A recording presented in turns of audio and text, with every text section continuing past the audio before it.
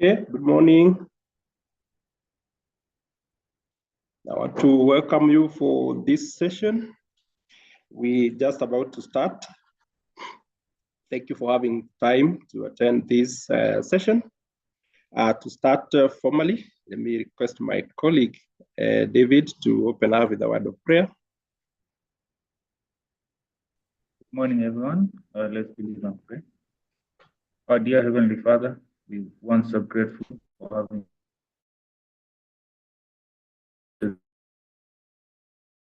be with us, give us the concentration that we need, the wisdom and knowledge and great participation.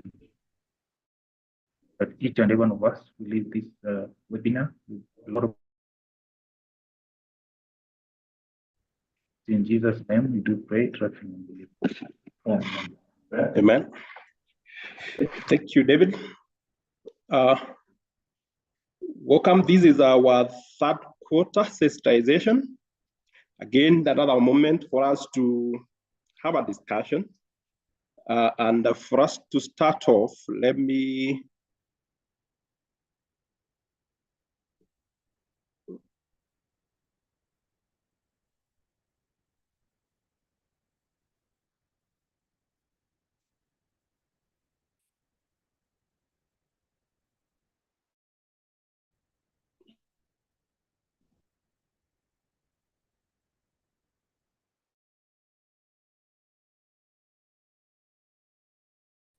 yes, this is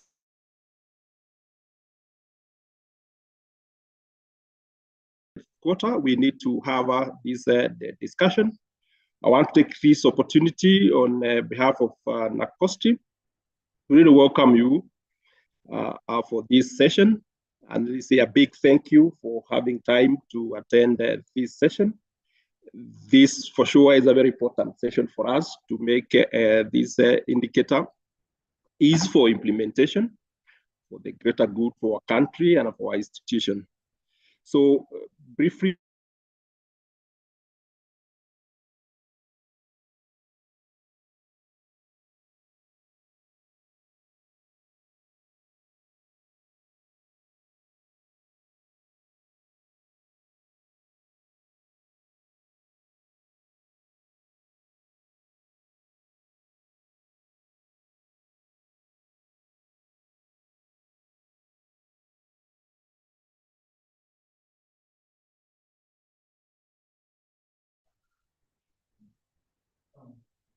okay.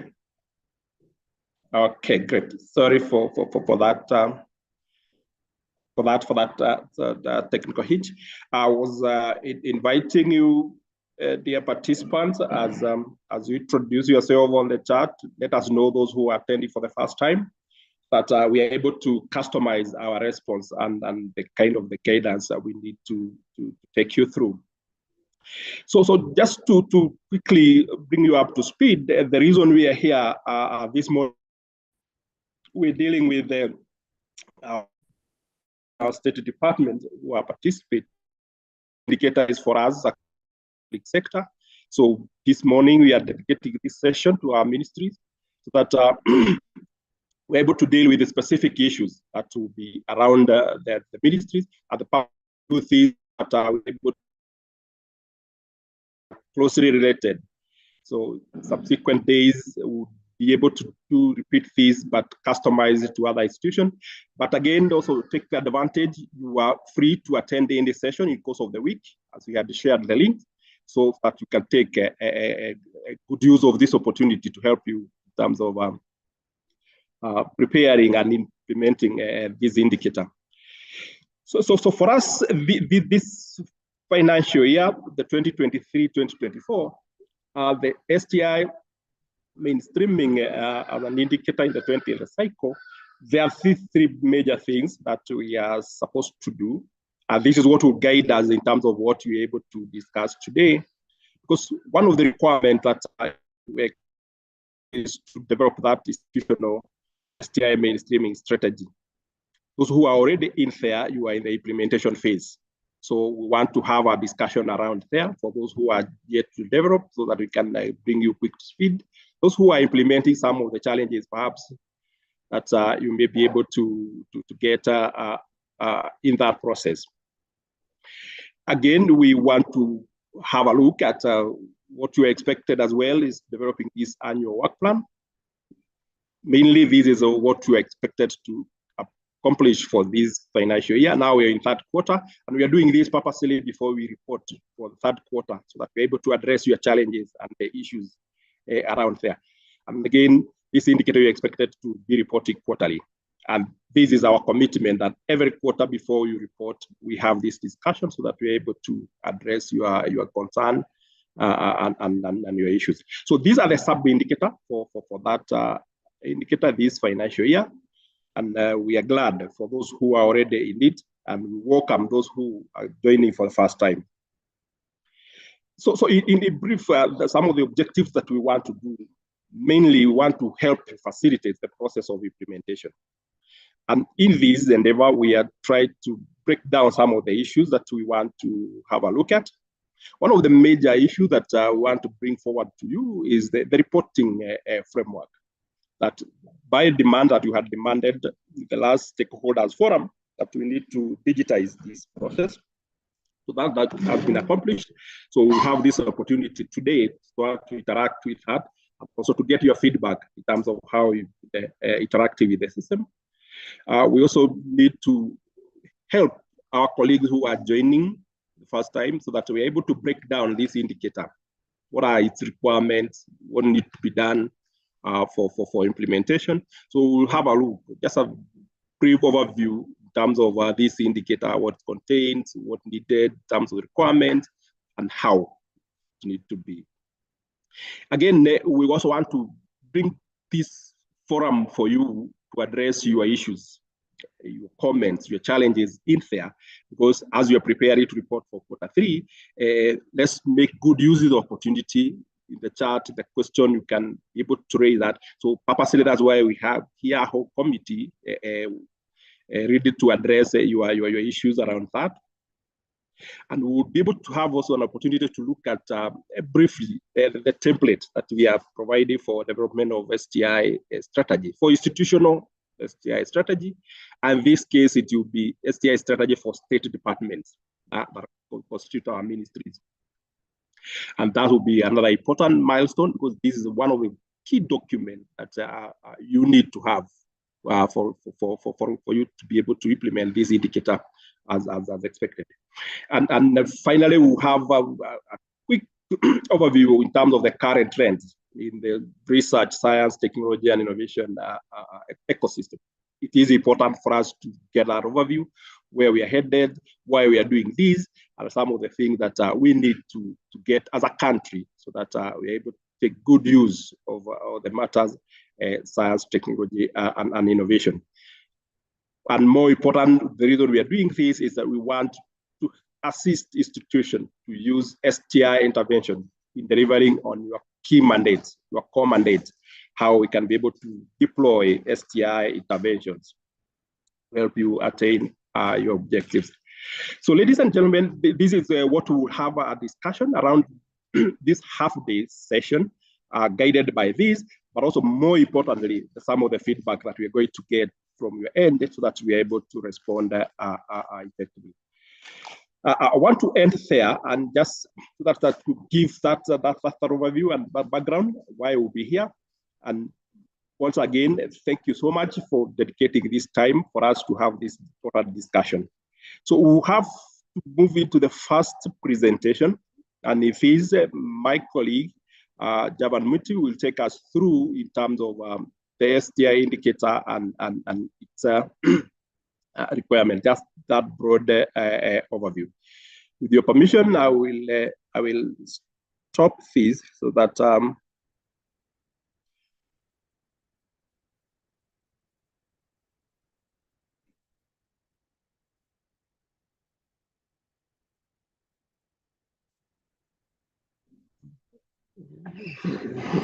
yeah.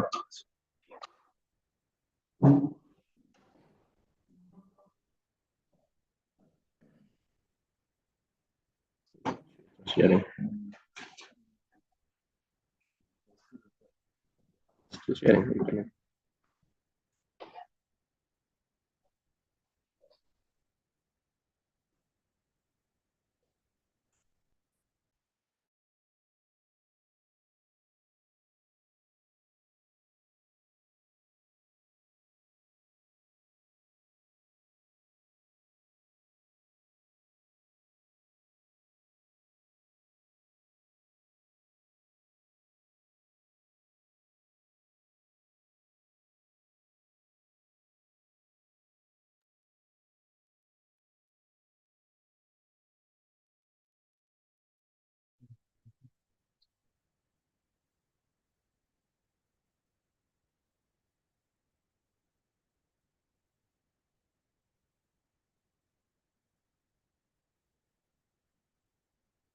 Sawa.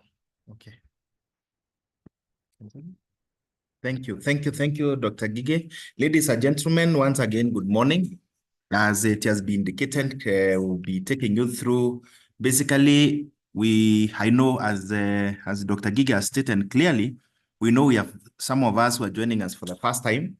So basically, we'll be looking at this indicator in terms of experience, in terms of implementation, from when we started implementing in 18th, 19th, and currently we're in the 20th cycle, so that we have some experiences and some areas that we can borrow from each other in terms of what is expected. As it has been indicated, we are ending the third quarter, and we have only one quarter that is remaining, which is fourth quarter that ends by 30th June. And we shall be interrogating some of the activities that we have committed, what is the best way to implement them, and ideally, of course, because at the end of it, we'll be evaluated on this indicator so that we are able to have efficient and effective implementation of this indicator.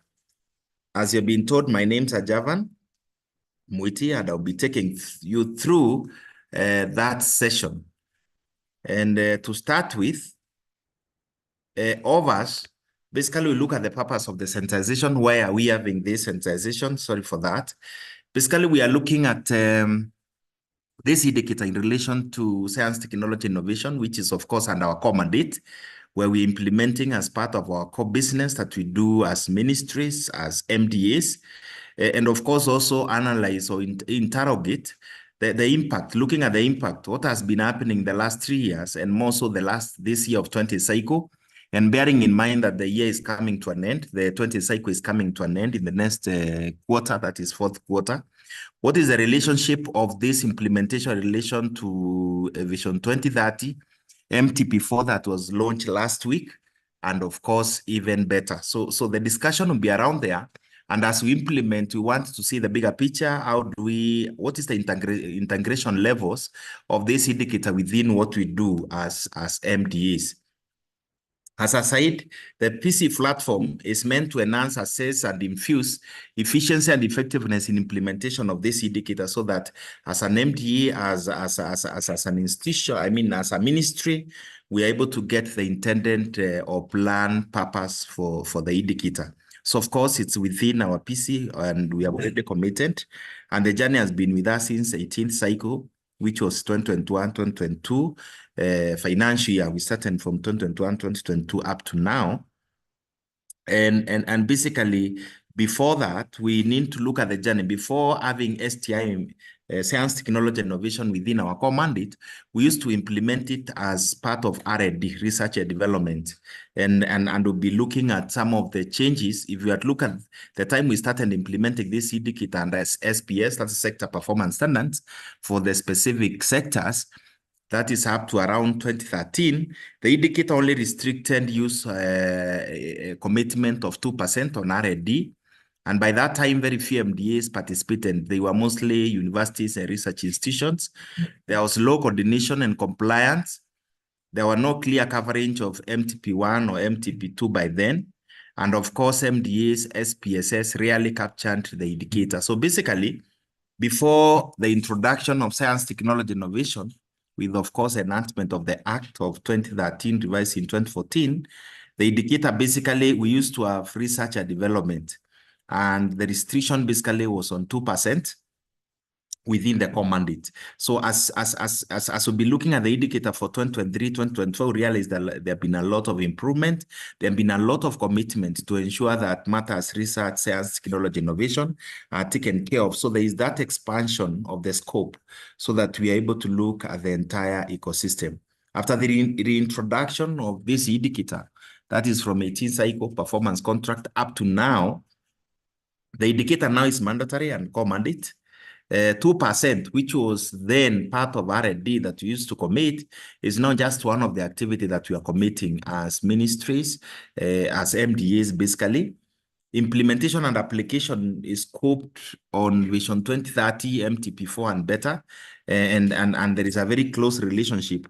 You remember as we were doing as the ministry,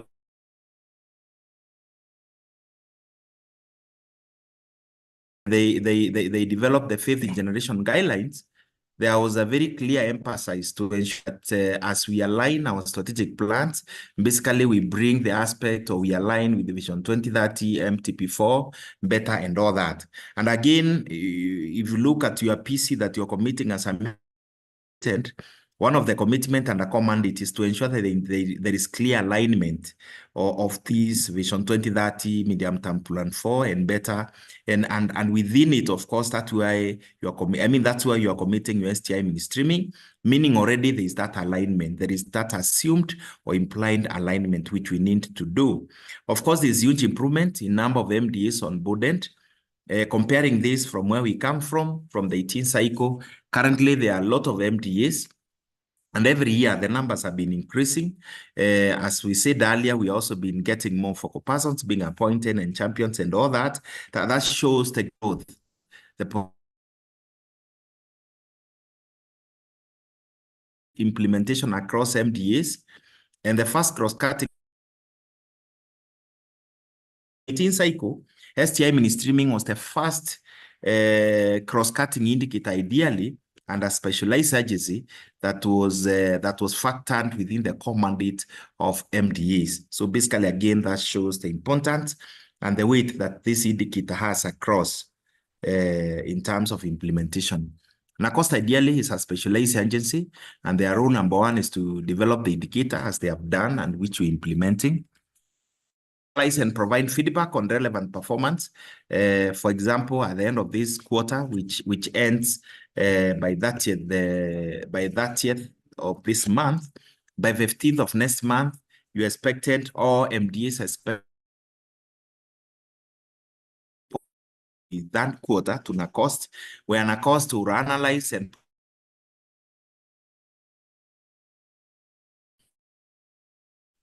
infuse better mainstreaming across MDAs, providing technical support to MDAs as they are doing today or as we are doing today, assess the annual performance, and of course, do the evaluation. And of course, we expect them to submit your report. So basically, and in summary, I want to summarize much of what I'll be saying. We have talked about infusion of this indicator within your mandate and your objectives. Most of us have looked at another new indicator that has been introduced, productivity mainstreaming, and we realize that we all start from the objectives, the identified objectives in terms of either setting the metrics or basically so that at the end of the day, we can talk of the institutional performance, productivity index. So the same, if you look at again the 5th generation guidelines, you realize again after you identify the key strategic issues, identify the KRIs, after KRIs, now you identify the objectives. And after the objectives, strategies and activities. So if you are to connect this, if you look at STI mainstreaming, within your core mandate specifically, within your core mandate is where you do your business. It's where you are fulfilling the main objectives that establishes the ministry, the main objective for the ministry and even for the MDAs. So having the indicator there then and mainstreaming it across there, that means then we are able to attain our set goals. We are able to ensure that becomes a vehicle, becomes a key enabler attain our strategies, to attain that which we do. What is the level of innovation within our core mandate so that taking us through some time later to be able to attain or to appreciate the role of science, technology, and innovation. So basically, that's a very good summary that looks at what we do as a ministry, what we do as an MDA, and the inclusion has taken place. You realize most of ministries, we have some ministries who have been in this journey since we started the implementation from 18 cycle, and even when it was an R&D. Because as a ministry, you realize you negotiate with your department and agencies below the ministry. As a ministry, we are able to get this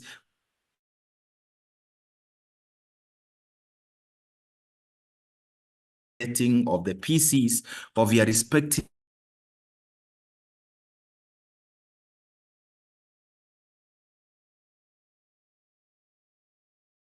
sure that as you commit as a ministry, implementation mechanism or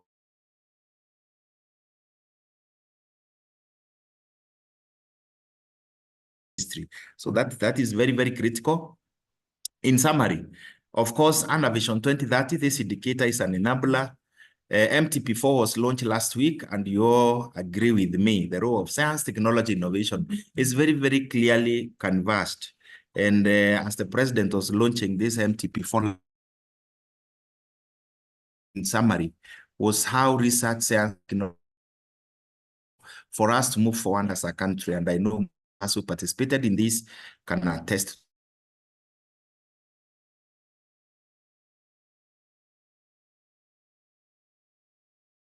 we implement the bottom up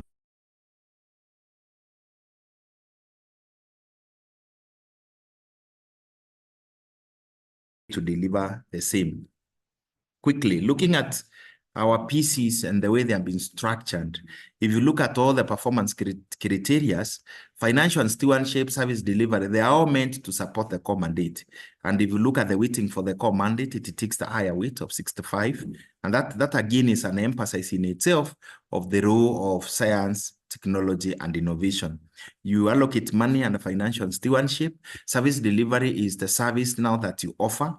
But again, for you to be able to, if you look again, the commitment and the service delivery, like for this year, we have digitalization again, which is anchored as technology innovation, and of course our core mandate. So if you look at the core mandate, for example, under C, you realize that the identification of the indicators there, where of course has to Vision 2030 speaks to post-COVID recoveries, speaks about plans and other programs, alignment to SDGs, Agenda 2063, and SPS. So basically, the emphasis is there, and that's where we have science, technology, and innovation. Impact across MDs. Of course, we have said this indicator has been implemented for the last from 18 cycle. In terms of the impact, one of the critical aspects is appointment of focal persons and champions, of course, to ensure overall coordination. And you can attest to 18 cycle. There have been a lot of improvement in terms of coordination to most of us who have been in this process. Them that are joining us probably for the first financial year, I'm very sure for the first two cycles, the first two quarters that you've implemented, you can progressively see there have been an impact in terms of the implementation across. Necessary support, there have been that necessary support. There is that NACOST has planned it in such a way that it helps MDAs to be able to coordinate and develop the STI strategy as it has been indicated earlier. And the strategy, of course, once you have the strategy, you start now actualizing it through the work plans on yearly basis, so that the things that you plan there, the things you have scheduled there, then they're able to be attained. And an increase in promotion of STI awareness. Again, as I said, if you look at MTP4, basically, it will tell you that matter, science, technology, innovation are critical as a country, and what we are doing to ensure that that is done. When you look at Vision 2030, this is the last MTP4 that we are having in terms of actualizing Vision 2030, and I'm very sure that the aspirant will be able to attain that. One of the requirements for implementation of this indicator for them that are joining us for the very first time is, of course, appointment of a focal person and champions. And some of the impact I've discussed earlier, they're actually the roles that have been performed by focal persons and champions. So basically, that is critical to have a focal person. And today, I'm sure we're engaging focal persons and champions. And your role is basically as a focal person is to ensure coordination. For us who are joining us for the very first time, the role of a focal person is coordination of this indicator within your institution. As of course, it is give support to the various levels of the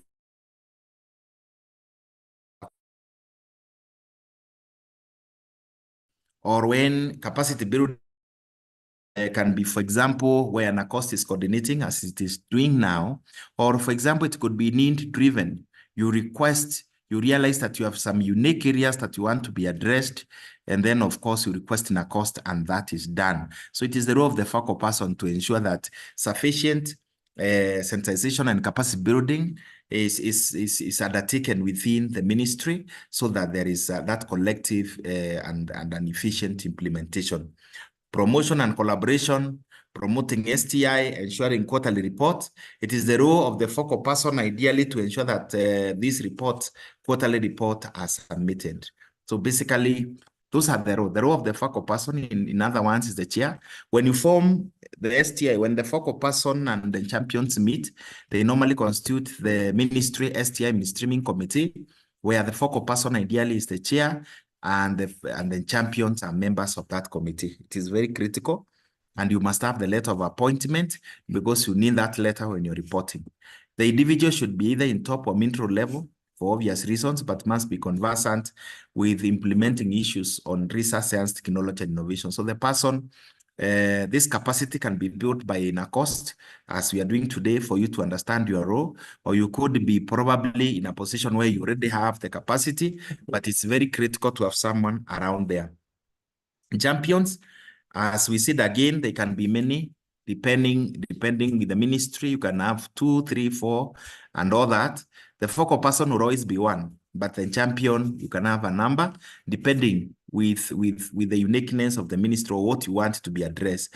But ideally, they ensure day-to-day implementation of the indicator across. They facilitate cascading. They provide timely information to the focal person. They undertake continuous monitoring and evaluation. Basically, the main role of a champion is to support the focal person in their respective area. If you are a champion, for example, in finance, you ensure that information that is wanted in terms of reporting from finance is provided to the focal person.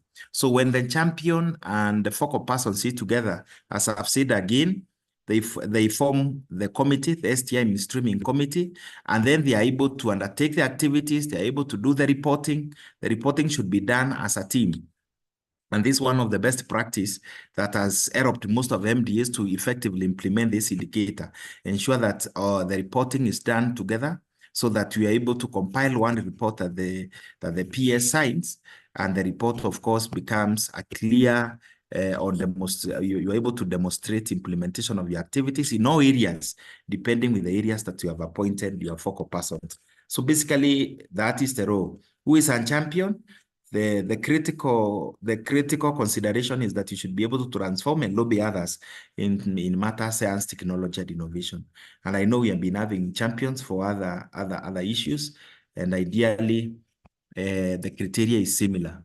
The scope basically is, if you are contributing, we have already said Vision 2030, STI is an enabler for it. So basically, as long as you're contributing to Visions 2030, when you segregate the role that you play in terms of actualizing Vision 2030, then basically STI is an enabler, and it's civilly assumed you're already contributing to the matters of research, science, technology, and innovation. These are other reports. It's always for them that are joining us for the very first time. We say this indicator is under specialized agency as others, like, for example, resolution of public complaints, asset management, national values and principles, road safety, and productivity mainstreaming. So STI mainstreaming is basically a cross-cutting indicator, which is under commanded, and ideally it is under a cost as others. This is for them that are joining us for the very first time.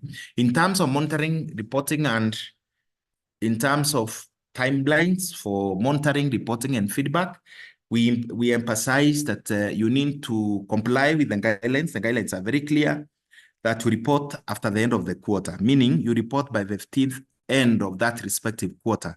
For that quarter, your report will be expected by 15th of next month. And of course, this is very critical to observe, because again, in the global, as you report for the PC, the overall PC, and to NACOST, then the guidelines are very clear. If you don't observe these timelines, then you lose in the final cumulative score. So it is very important for you to report as per the specifying period. And again, this process has been automated, and you'll be taken through the new or the way of reporting, and you realize that it has been made so easy, so efficient and effective, so that you automate the process. The process is completely automated, and you'll be taken through that. And this is an area where Acosta, I think, has done very well in terms of ensuring that when it comes to reporting, you do everything online. There's no need to deal with hand copies. The process is completely automated to make it easy. For 2023, 2024, for them that are joining us for the very, very first time, it is mandatory that you appoint or reappoint a focal person and champions. So again, this is critical because again, when you be reporting, you'll be required to attach that as an evidence of appointing the focal person and champions. The activities you either develop or implement the institution STI mainstreaming strategy, which will be taken through later, and you're either developing or implementing. So you choose where you belong. If you are there for the very first time, of course, you'll be developing. If you have been there in the last 3 cycles, you'll be implementing. So basically, but bullet 2, implementation of, you develop and implement an work plan. It's for everyone, it takes 50%. Everyone will either be developing, you will have to develop and implement your annual work plan. The annual work plan ideally actualizes your STI strategy, and then you submit the quarterly report. Quickly, in terms of ministreaming, when you talk about STI ministreaming, we are looking at the entire processes, the planning process that we need to infuse matters STI, from corporate planning, where you have your corporate plan, the work plan basically. We realize that your work plan actualizes your strategy matters STI, because as we said, the STI is under your core mandate. When you look at your PC performance contract, again, you realize you've already negotiated it. It's already within your core mandate. And within that, we do the monitoring, the evaluation to ensure that we are able to ministry. And probably in terms of best practice, again, it is always good to work with the department that are already dealing with the PCs, for example, because already they have an established infrastructure for that. What are some of the key achievements since implementation of this indicator? MDAs have developed strategies to capture objectives and started to enhance compliance. Yeah, and this has happened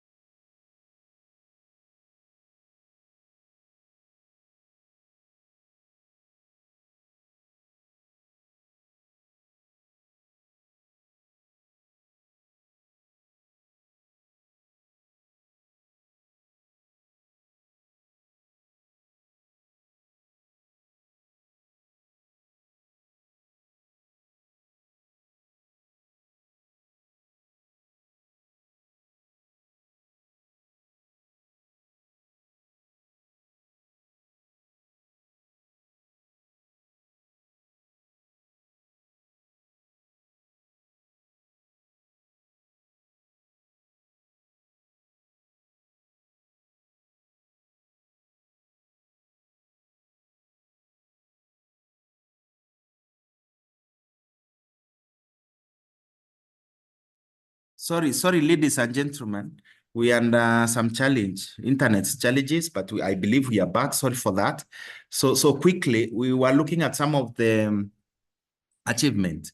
And since today we are dealing with ministries and state, basically state department, we have used just an example like State Department of Economic Planning. If you look at the STI strategy, one of the strategies that they are put there is to ensure they are able to bring on board county government, because they have a mandate within that area, so that we can talk of mainstreaming STI around or across county government, which is a very big plus in terms of moving forward matters research, science, technology, innovation. State Department also, you have a very key role. For example, when you're negotiating with your department and agencies, when State Department are negotiating for their pieces with their State Department, with their agencies downstream, then again, you have a very big opportunity to ensure that you're able to bring them on board. You're able to bring them on board in terms of engaging them, in terms of ensuring that they are able to effectively implement STI, science, technology, and innovation. Quickly, formation of STI mainstreaming committees. As we have said, these committees are very, very critical, and we encourage you to ensure that these committees, you have the appointment of the focal person and champions, and you constitute these committees for effective implementation of STI. There is always the continuous capacity building leading to improved MDA's performance.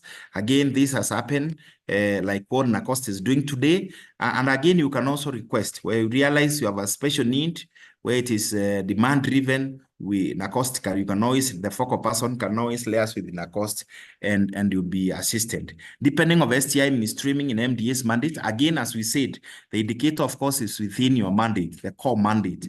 Again, that's if we are able to effectively implement, then we deepen matters, science, technology, and innovation. Effective feedback.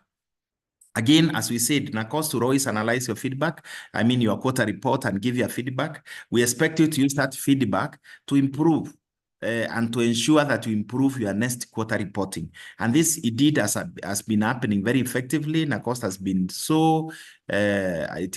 NACOST has always ensured that after every quarter, you get a certain feedback based on how you reported and the status of the report, and that helps you improve. Continuous capacity building to bridge again the gap, ensure compliance to 20th cycle performance contracting guidelines and such. These are in summary some of the challenges that some of the good quick gains that we can talk about. Engagement of MDAs constructively and positively. Again, in effective and efficient implementation, NACOST has ensured continuous engagement with MDAs where issues arise. Those issues on quarterly basis are addressed, so that in each of every quarter the MDA is reporting, then you have a previous feedback of the other quarter, so that you can then talk about having a quarter report that is really informed by how you reported lastly and the improvement that you need to give. Giving premium and effective support to MDAs is another thing, one of the activity that NACOST has really taken to ensure that there is effective and efficient implementation of this indicator, so that MDAs are supported. And that way we said again, as one of the role of the focal person, in case we find there any challenges, there any gaps that needs to be addressed, then you can always contact NACOST, and that those concerns will be addressed. And that, of course, makes implementation better and easier. Some of the issues since we started implementing from 18 cycle, and that we are now want to leverage on is, for example, what are some of the best practices since we started implementing that we need to inculcate? And we have given a very good example when we talk about institutional or ministerial mainstreaming of STI. Then we need to get right our work plans. We need to get our STI strategy. We need to develop our STI strategies. We need to speak within the same STI strategies of the ministry or to the State Department, to department and agencies that report, the sagas that report to the ministry. How do we ensure that the strategies effectively that we identify at that level, then are able to be cascaded and the department and agencies are able to implement? How do we see the future? Of course, through STI implementation as a ministry. Again, the question is, as we formulate our strategic plans, as we formulate our STI strategies, then how are we speaking to our future and moving together, not only as a ministry, but also with your State Department, with your departments and agencies that are below the ministry or report to the ministry. Again, we are on the launch of MTP4 last week. We have better that we're implementing. Again, how effectively do we ensure that our planning documents, how do we ensure that our strategic plans, how do we ensure our STI strategies are all aligned and speak the language of MTP4 and better? How do we apply the process as a vehicle to entrench culture of research, science, technology, and innovation, and of course, make it part and parcel of our ministries and departments? There is no emphasis. I mean, I think we have emphasized, and there'll be an emphasis throughout this conversation that, of course, STI is critical for the country, has been identified within our MTP. It has been identified in Vision 2030 as a vehicle to actualize our strategic objectives. Then we need to ensure that that is attained and we are able to get it. Ladies and gentlemen, this is just one of the feedback of 2022-2023. As you can see, we will be able, I think, as we move forward to share since 18 cycle, how the participation has been, and you agree with me, numbers have always been rising. So as I conclude, because I'm concluding my presentation, I want to urge all of us who are the focus persons and champions for our state department. Number one, to ensure we get it right in our STI strategies. We develop STI strategies, we ensure we have those STI strategies, and then find also a way, an infrastructure or a mechanism to work with the agencies and departments below us to ensure that much of, as they also develop the STI strategies at that level, then they're also speaking to your STI strategy. They are speaking to your strategic plan, and we can be able to interrogate that. The SAGAs, the university, research institutions that report to our ministries. As you see, the participation of ministries from that year was 6. We hope this will be able to increase, because the more ministries come on board, the more SAGAs will be on board. Because if you commit, because you negotiate with your SAGAs, you negotiate with your agencies and departments below the State Department, then you'll be able to ensure that matters, STI mainstreaming is taking place the way it is anticipated. Lastly, as I've seen, there's a great improvement on total number of MDAs that have committed STI mainstreaming. And of course, these MDAs, the beauty is that they negotiate with you for their pieces. And I think you have really played a great role in this, because you are the one who ideally supposed to ensure that the indicator is well taken care of in their core mandate and it is implemented. And many new MDAs who are willing or requesting to be joined on this process of STI mainstreaming, there are many, which is also very, very, very much very encouraging. So ladies and gentlemen, thank you so much for your time. We hope we'll have a very interactive day moving forward. And at the end of it, we'll have a successful reporting for that quarter, which is our expectation. And after that, I wish to request that in case you have any question or clarification, for now you can do it through the chat. You can send it through the chat. We'll be able to respond to it. And at a particular point, we'll have plenary, whereby in case you have any direct question, you can always raise it up. Otherwise, thank you so much. God bless you. Let's continue with the conversation. And back to you, Dr. Ngigi. Thank you. Yes, sorry. I've also been reminded you can use question and answers also to raise any issue that you want clarification or probably want an answer on, and we shall be able to interact with you and respond accordingly. Thank you so much, and God bless you. Back to you, Dr.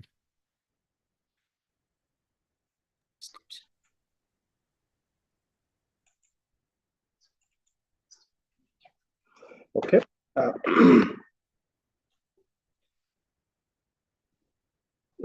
Thank you so much, Javan, for that presentation. I think as we have agreed, allow us to do another quick presentation so that towards the end, before we break for the health break, we cover the next presentation that will touch just an overview in terms of the template that we need to do the strategy. And as you've been told, that one of the key documents that will make us successful in this is getting the proper strategy that we're able to speak to your mandate and your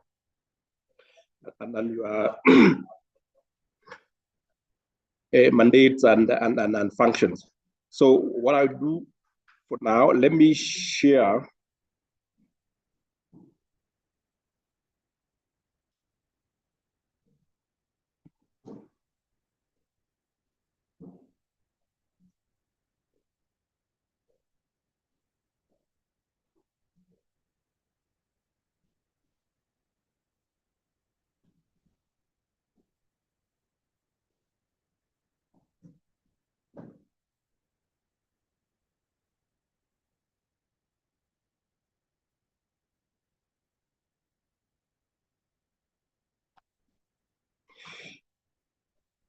Okay, yeah, great.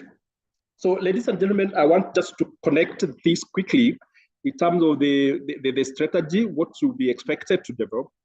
Remember, this is one of the sub-indicator. And again, this is one of the most important documents that we need to get it right. In the interest of time, you allow me just to run through the templates that will be able to guide. And for those who already had already prepared them, again, it will be an opportunity for you to raise issues around implementation. But for particularly those who are yet to develop the strategy, I'll take this opportunity to run through the template that we have shared with the public sector. And again, this is where we have to agree. Once we get it right, we'll get it right for our institution and for our country. So the institutional science, technology, and innovation strategy, this you develop it in the framework of your state departments. And I think that will be able to get it right for your ministries. But before I run that template that we have shared, I just wanted to show the home where we're getting these. And the Science, Technology, and Innovation Act of 2013 that created this STI mainstreaming, because this was the intention of the country. That among so many other things, as a country, we agreed there is a need to entrench science, technology, and innovation into our national production system. Why? For the obvious reason. If we are able to treat STI matters proper, we should be able to make a meaningful development as a country. So this is what as a country we agreed to do. How do we entrench this science, technology, and innovation into our program, into our activities, as state departments, as our ministries, and the sagas downstream? So get the comfort that this is embedded in the law, so that we take it as a national agenda, because this is what the country needed to do. But how are we going to do it? Through the performance contract, this has already been shared. The 20th cycle, we have the STI indicator in this manner. And one of the key documents that I'm saying, it's bullet number 1, to develop institutional STI mainstreaming strategy. In this case, it's to develop State Department STI mainstreaming strategy. So what I want to share with you is the template that we have shared so that it's able to guide. And those who already done so, thank you so much for getting it right. So we are saying for us to institutionalize STI mainstreaming in our programs and activities. In this case, what we'll just be told, this performance contract platform, it is one of the most important avenues or platform that will help us get this right. So institutions, the ministries, departments, and agencies are expected to develop this strategy and craft this strategy. And the most important aspect is this, it should be informed by your mandate. It should be informed by your functions, so that it speaks to what you are established to accomplish. So what we are saying, we are developing strategies that will help you at least get your mandate, accelerate attainment of your plans, because again, strategic plans will inform what goes into this strategy, being a sub-strategy document. So to me, and to all of us, we should take this as one of the most important catalysts, or a document that will help you accelerate attainment of what is planned for. So the template that we have shared, ladies and gentlemen, it's just a brief document. I know you must have developed others, but what we have shared for you inform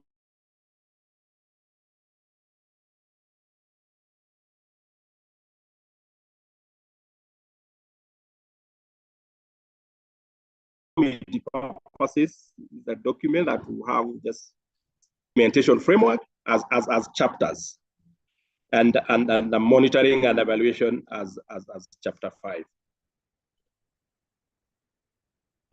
So what goes into this chapter is what I'm saying, and I want to give you the assurance is not what NACOST will propose.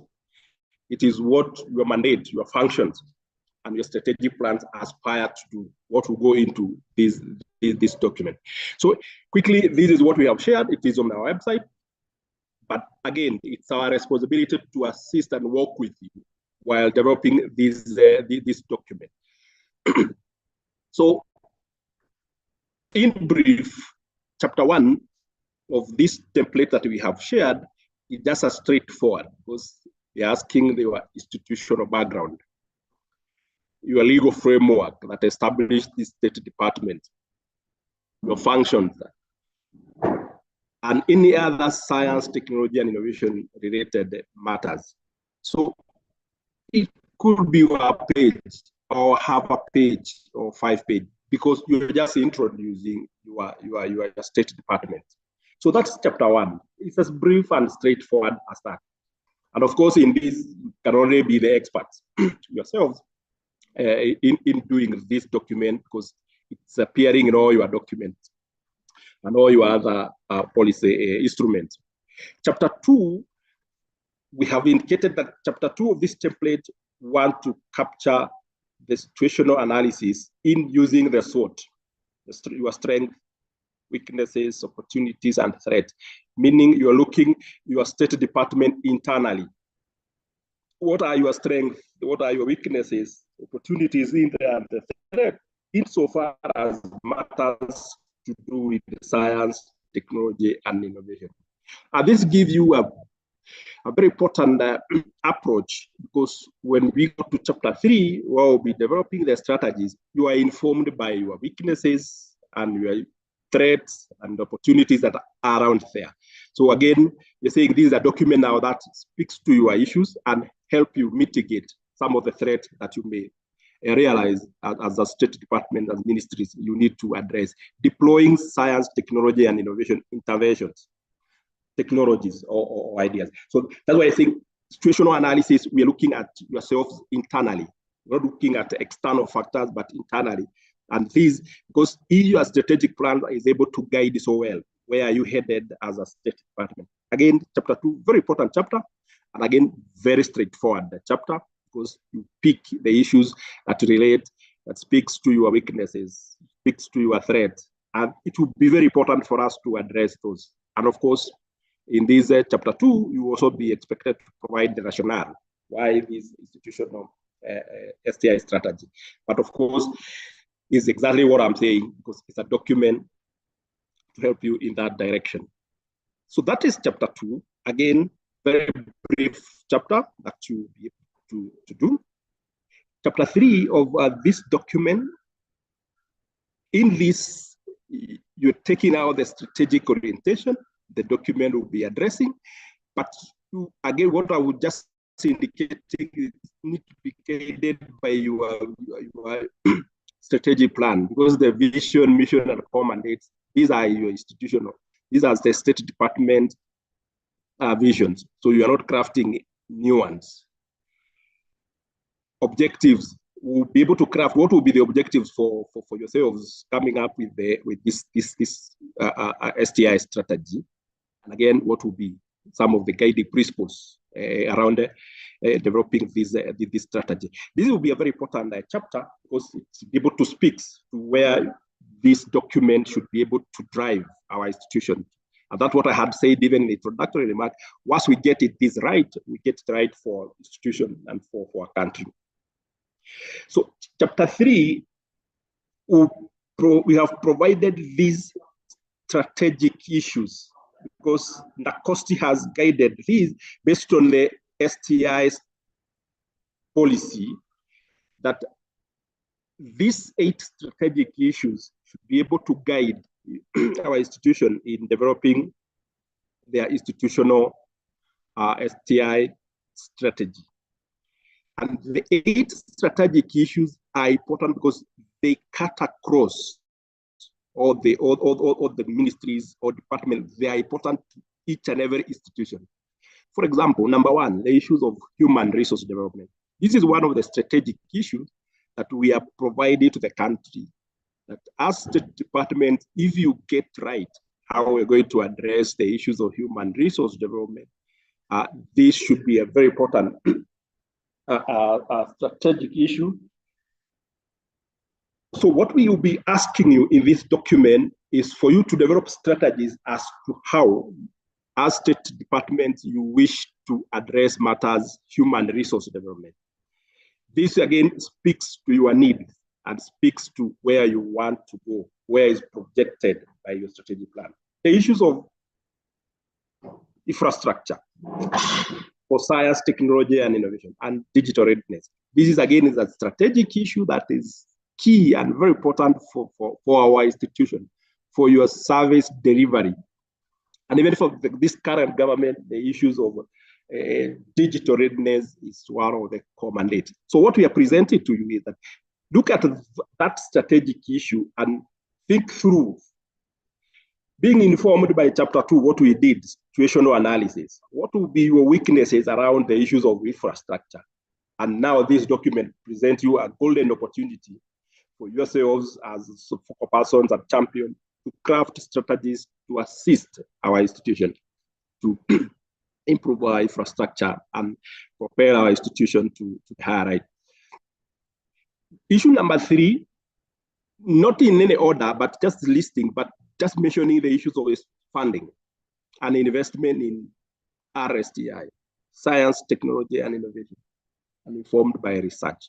So what would be your wish around that aspect? Because we know investment funding has always been a limiting factor.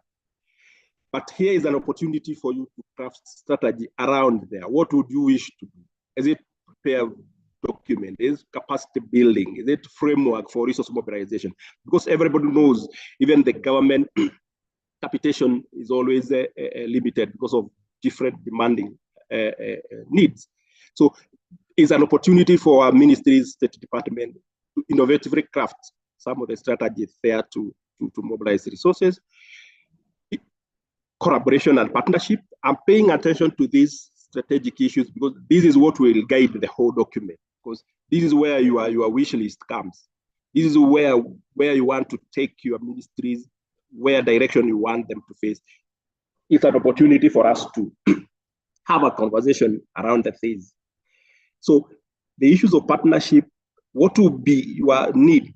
What will be expected from yourselves to take your State Department to the next level? What some of the partnership you may wish to establish? So these are the strategies we are asking you. Guided by these strategic issues, then in there, you have an opportunity to craft some of the strategy that you wish to do. The issues of technology development, transfer, and division, again, an important aspect, because tech development, the issues of transfer, we are always in technology development, we are always in technology transfers. As State Department, what is your needs? The issues of education, training, and research, very broad strategic issues, but you only pick the aspects that speaks to your mandate, speaks to your functions, and guided by your strategic plan. Then the issues of STI advocacy, just even like what we are doing today, creating this awareness that science, technology, and innovation is critical for us to achieve our desired goals. And then the issues of gender mainstream. Really, this is an aspect of inclusivity across our program, even constituting your committees and all that. This has been with us for long, but still in an important, very important aspect for us to always consider. So ladies and gentlemen, this template for developing institutional STI strategy will be guided by these 8 strategic issues. But the strategies that you're going to develop around that will be guided by your needs, will be guided by your mandates, will be guided by your functions. And that's why I wanted to emphasize that it is not that what NACOST propose, but NACOST is only putting these to guide. And once we get this right, we should be able to get it right for our country. Okay? So all the 8 strategic issues that I've just talked about, we are providing this template. And you are very familiar with this template, just even the way your strategic plans look like. So what you're saying is that all those 8 strategic issues, you need to get the objectives around each. What do you wish to do around it, particularly, for example, human resource development? What will be your objectives around there? What would you wish to do? Don't worry about what is in there. This is just for the guide. You're not expected to follow this, but you'll be guided by your specific needs. And then the column number on the extreme right, where you're developing the strategy, here where you're coming up with what are these things that you wish to do? Those things that are doable within a year, within 2 years, within the 5-year period that you need to undertake to improve or to address the issues of human resources. Like that one, that, for example, say you may wish to enhance the quality or capacity of the human resources that you have, because your situational analysis must have informed you what are the issues around that. Issues of infrastructure for STI, what will be your objectives around that? Maybe you may wish to enhance what you have, to upgrade what you have, could be an objective. What will be the strategies to achieve that? Is it to allocate more resources? Things like those. So that is the flow of thinking. But remember, you're being informed by what your institution requires. Because in your strategic plans, you have some projections where you wanted to go. And this we are also advising, if agreeable, it is advisable that we do this institutional strategy to run the same period like your strategic plan. This is the 5 years period. It is advisable if it's run around that 5-year period, because this is being informed by your strategic plan, but this you're using it as a catalyst to accelerate attainment of your desires in the strategic plan. So it is our advice that you may wish to have it run for 5 years period, just like your strategic plan. So this is just the schematic way how it looks like. Issue number 3, issues of funding. What will be your objectives to address issues of funding? What will be the strategies around there to address the issues of funding? For example, there's what the STI Act 2013 requires, that as a country, we put at least 2% of our GDP for R&D. So what will be your desires as a state department in the issues of RSTI funding or the investment in science, technology, and innovation? That could be one of your strategies, to have a percentage to increase that. But again, your mandate and your function speaks well and should inform you where you need to go. The issues of STI advocacy, we have said, is just increasing the awareness so that we are able to propel science, technology, and innovation to where it belongs. Okay? Just like that, for all the 8 strategic issues, using the same format. What are we saying? Are they on these 8 strategic issues? We are saying 8 is what we are guiding for the purpose of this document and for the purpose of the strategic, for the purpose of a performance contract. But institution, you are at liberty to increase other strategic issues that are important to yourself, because again, your strategic plan will have guided where you need to go. And again, all these, what goes in this, the only thing that comes from us is the strategic issues we have named. What goes in here, the objectives and the strategies, comes from yourselves, because it is what you wish to do. But if we get this right, we'll be somewhere. Great. So that is as much as the chapter 3 is concerned. Very important chapter, because this is what will help us get to know where we are headed. Chapter 4, just like in your strategic plan, chapter 4 is just about the implementation framework for this strategy that you have developed. The institutional STI strategy. Now we are calling State Department a STI strategy. So chapter 4, we're just putting the implementation matrix for the strategy that you have proposed. For example, if it is a human resource, if your strategies were to increase the number of personnel of a certain qualification, so what will be the expected results? What also we need to see what will be the performance indicator for you to know if you are on track. It's what you will have already committed. For all the strategies that you have are proposed up there.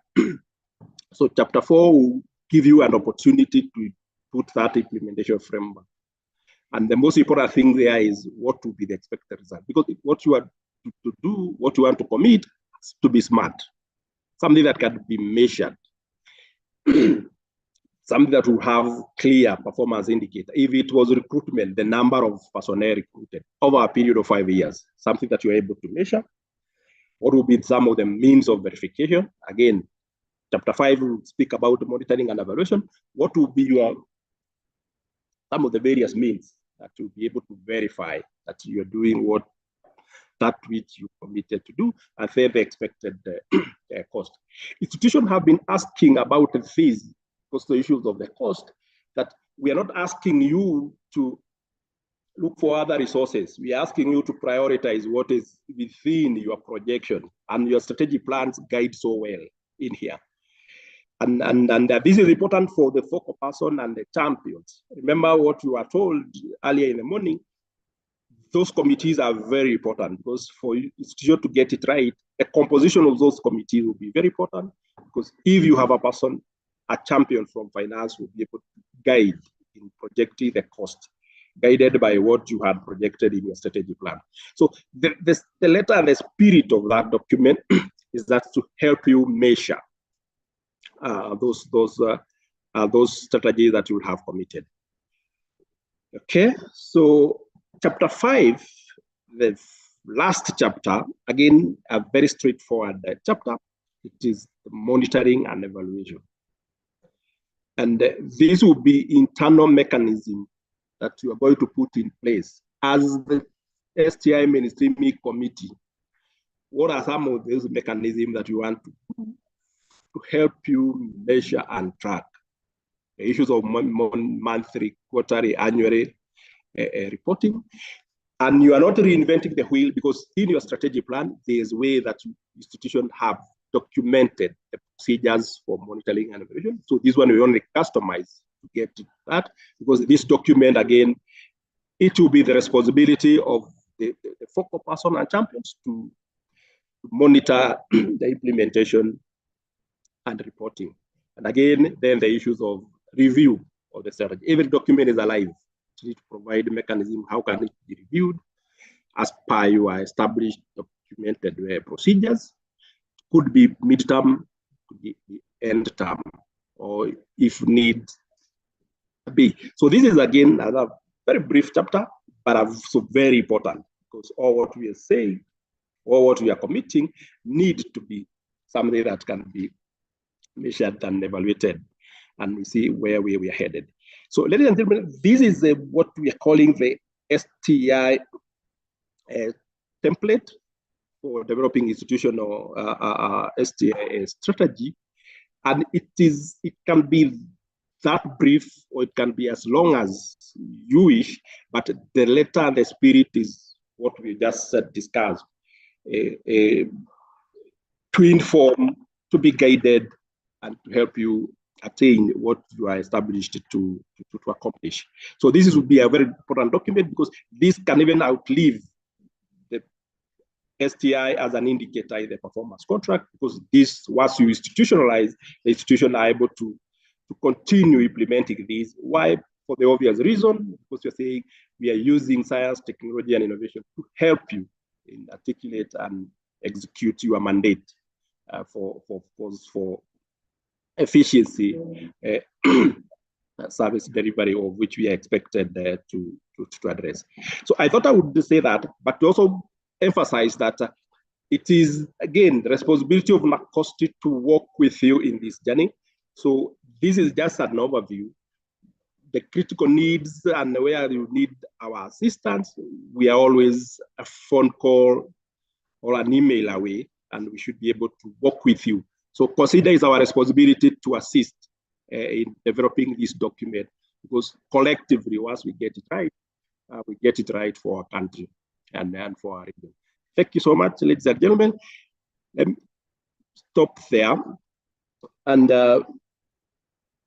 we agree on perhaps how we're going to run these, because now it is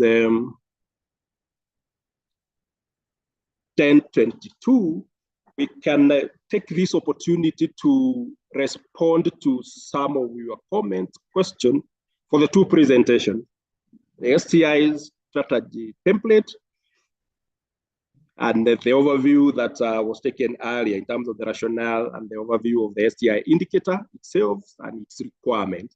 We can have a discussion around that, then we have a brief health break. Okay, great. So now what you can do, you can be able to raise your hand so that we see who needs to be enhanced to ask you a question, Q&A section. But now kindly raise your hands for your comment, your question, and any issues you may wish to raise based on those two presentations or any other matters around the STI mainstreaming indicator that perhaps you may be experiencing in the course of implementation of this indicator for the last 2 quarters. Okay, your opportunity is here.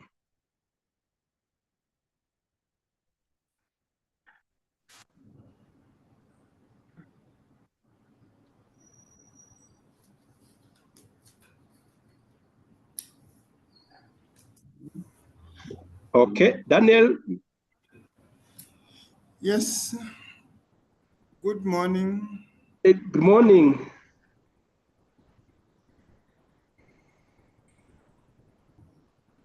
Can you hear me? Yes, Daniel, we can hear you. Yeah, please go ahead. Thank you. The question that I wanted to ask is that we have had a number of, while we're developing our strategy, institutional STI, Daniel, you're breaking. Strategy for the State Department of Economic Planning. Okay. Daniel, sorry, I'm breaking. We were breaking you. We can't get you. Yeah, just a moment. Let me use a different source of internet then. Yes, please. Or let me type my question. Okay, thank you, Daniel. We will respond to it. Thank you. Alexander, you asking the sharing about the PowerPoint? Yes, we will share that.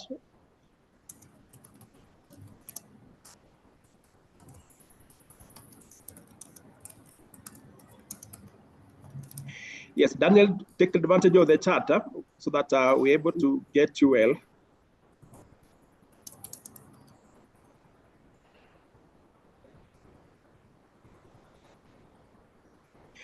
Any other person who need to raise their voice?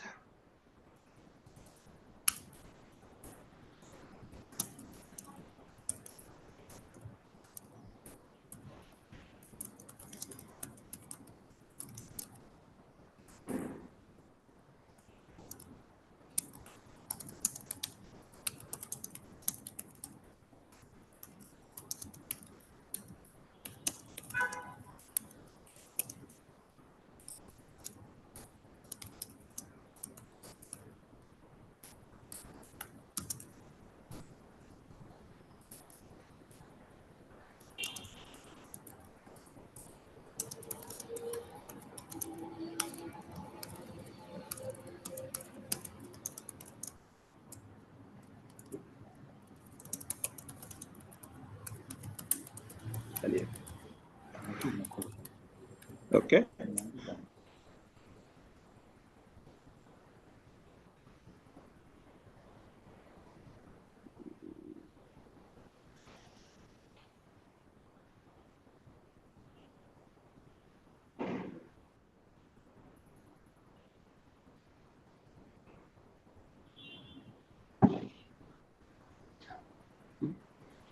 Situation, let me just answer. Someone else could be angry. Situation and strategic issues.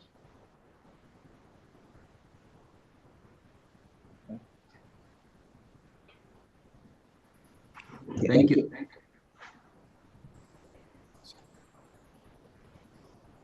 Thank you, Daniel. Sorry for that. Thank you. Thank you, Daniel.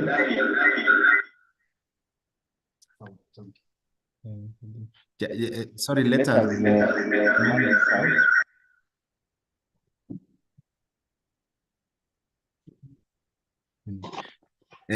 I think the sound is clear now. Sorry for that.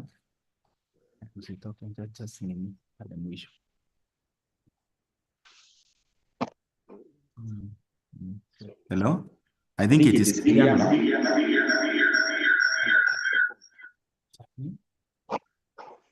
I can use you as. So sorry, we are yeah, I think it's okay now. Now,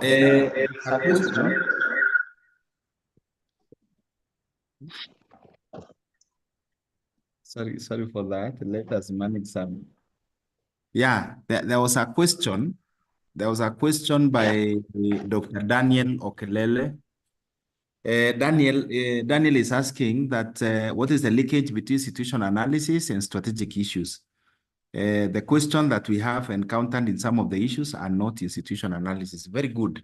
So basically, when we are undertaking situation analysis, this is a situation where we normally do SWOT, and that is what is prescribed in the template. If you look at the STI mainstreaming template, in terms of situation analysis, we are more on SWOT. And SWOT, of course, is you addressing the immediate environment. We really do PESTEL. But again, if you look at how the methodology in terms of attaining your SWOT, you do your SWOT in such a way that it can inform from the vision, the mission, the objectives. The situation analysis basically is meant to be the ground in which you are able to develop your strategic issues, you're able to develop your goals for that matter, KRIs, and even the objective strategies and activities. You do situation analysis because you appreciate you come from a certain past. You appreciate that you have been operating for a period of time, and you may wish to know what is the best environment in terms of developing the new plan. In other words, how the plan that you're developing, and for this case, the STI strategy that you want to develop, what are the bases? Where is it coming from? It is coming from a point where you've been implementing your strategic plan as an institution. And within your strategic plan, for example, you have done the wider situation analysis, which of course goes beyond the STI mainstream. I mean, the STI science, technology, innovation as a strategy. So strategic issues, actually situation analysis can feed or can help us strengthen our strategic issues. When you do situation analysis, you're analyzing both, you are looking at it in terms of the potentials, the threat, the strength and all that. You are looking at that. And because you're analyzing it from the point of implementation, from the point of planning, then what the issues that emerge should actually be feeding to your strategic issues. Because strategic issues ideally, and I know Daniel is in the State Department of Economic Planning, who are the owners of the 5th generation guidelines. These are the issues that directly have an impact in your mandate.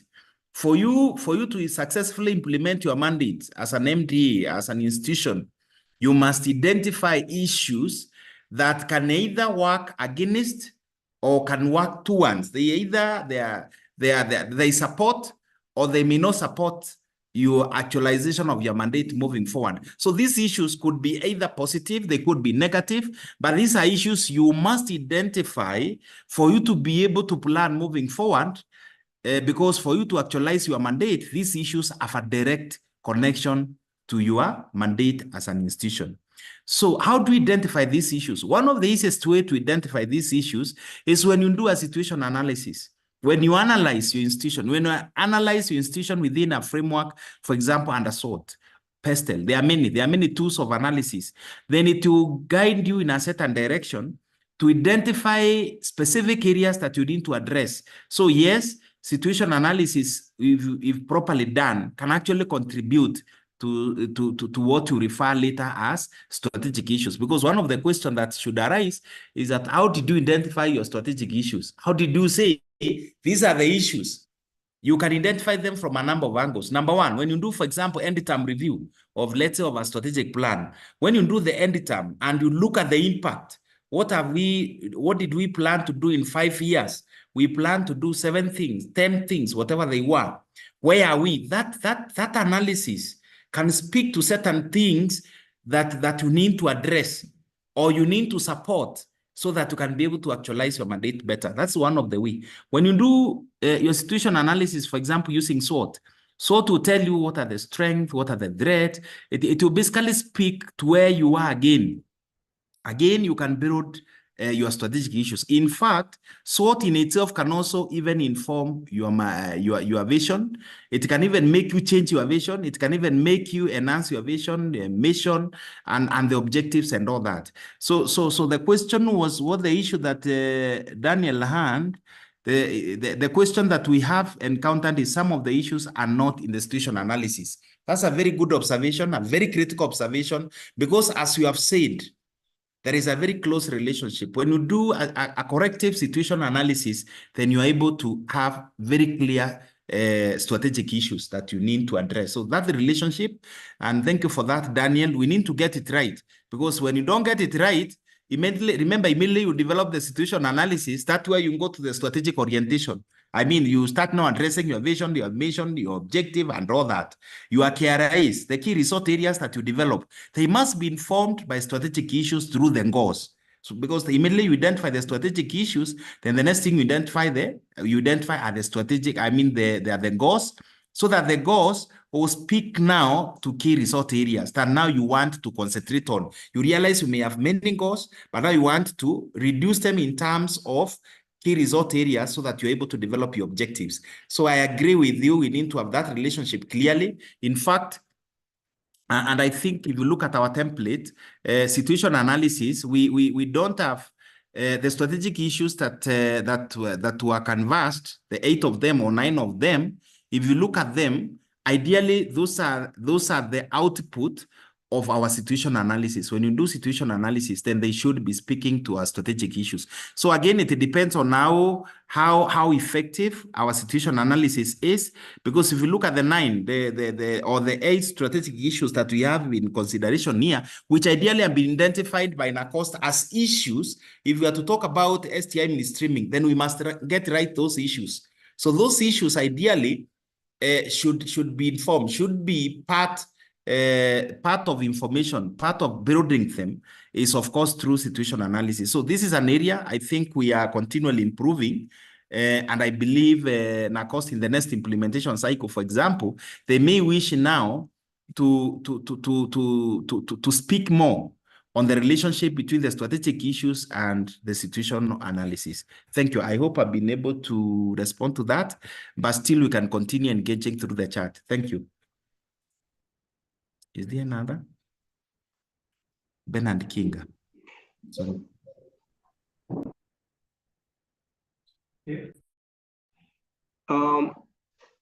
I can see one from Alexander. Yes, Alexander, what you're indicating is true, because while implementing this PC indicator, you'll be guided by your need for the STI interventions. So you are right in a sense, and that's why we were saying the situational analysis, chapter 2, is very important, because you will identify your issues, your gaps, and the likes. And then what you need to deploy is what your institution require. So while implementing that, this STI PC indicator, you'll be guided by your needs. And that's why I said it will be on a case-to-case basis, or what we were providing as a strategic issues are broad issues that we need to guide you. But what you require in there definitely is what your institution needs and what even your strategic plan speaks about. That's okay. So Bernard Kinga, in terms of tailored training, yes, we do have virtual trainings. We can always organize that. So in other words, we're saying we have all means and that we are at your disposal based on all your needs, and we can be able to customize that so that we address your concern as best as we can. So even that option is there on the table. Great.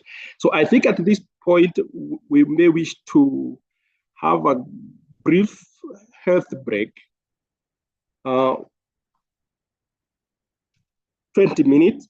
Kindly let's get ourselves that break. We'll be back at 11.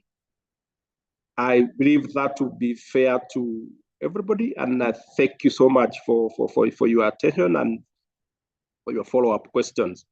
Then we'll come back for the online reporting, and finally, the Director General will give us the overview in terms of trends in the RSTI sector. Thank you so much.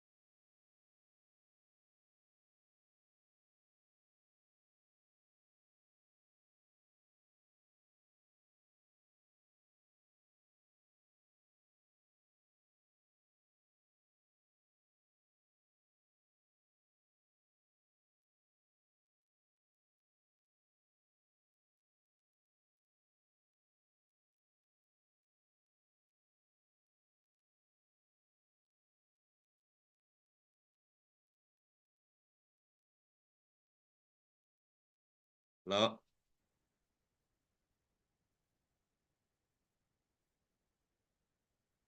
Hello.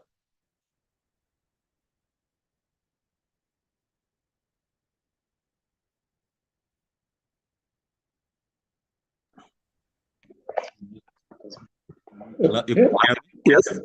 Good morning. Morning. Just proceed. Yes. Okay. Thank you so much, Director General, for finding time. Dear participants, I think at this point we will have the opportunity to hear from the Director General Nacosti, Professor Walter Oyawa.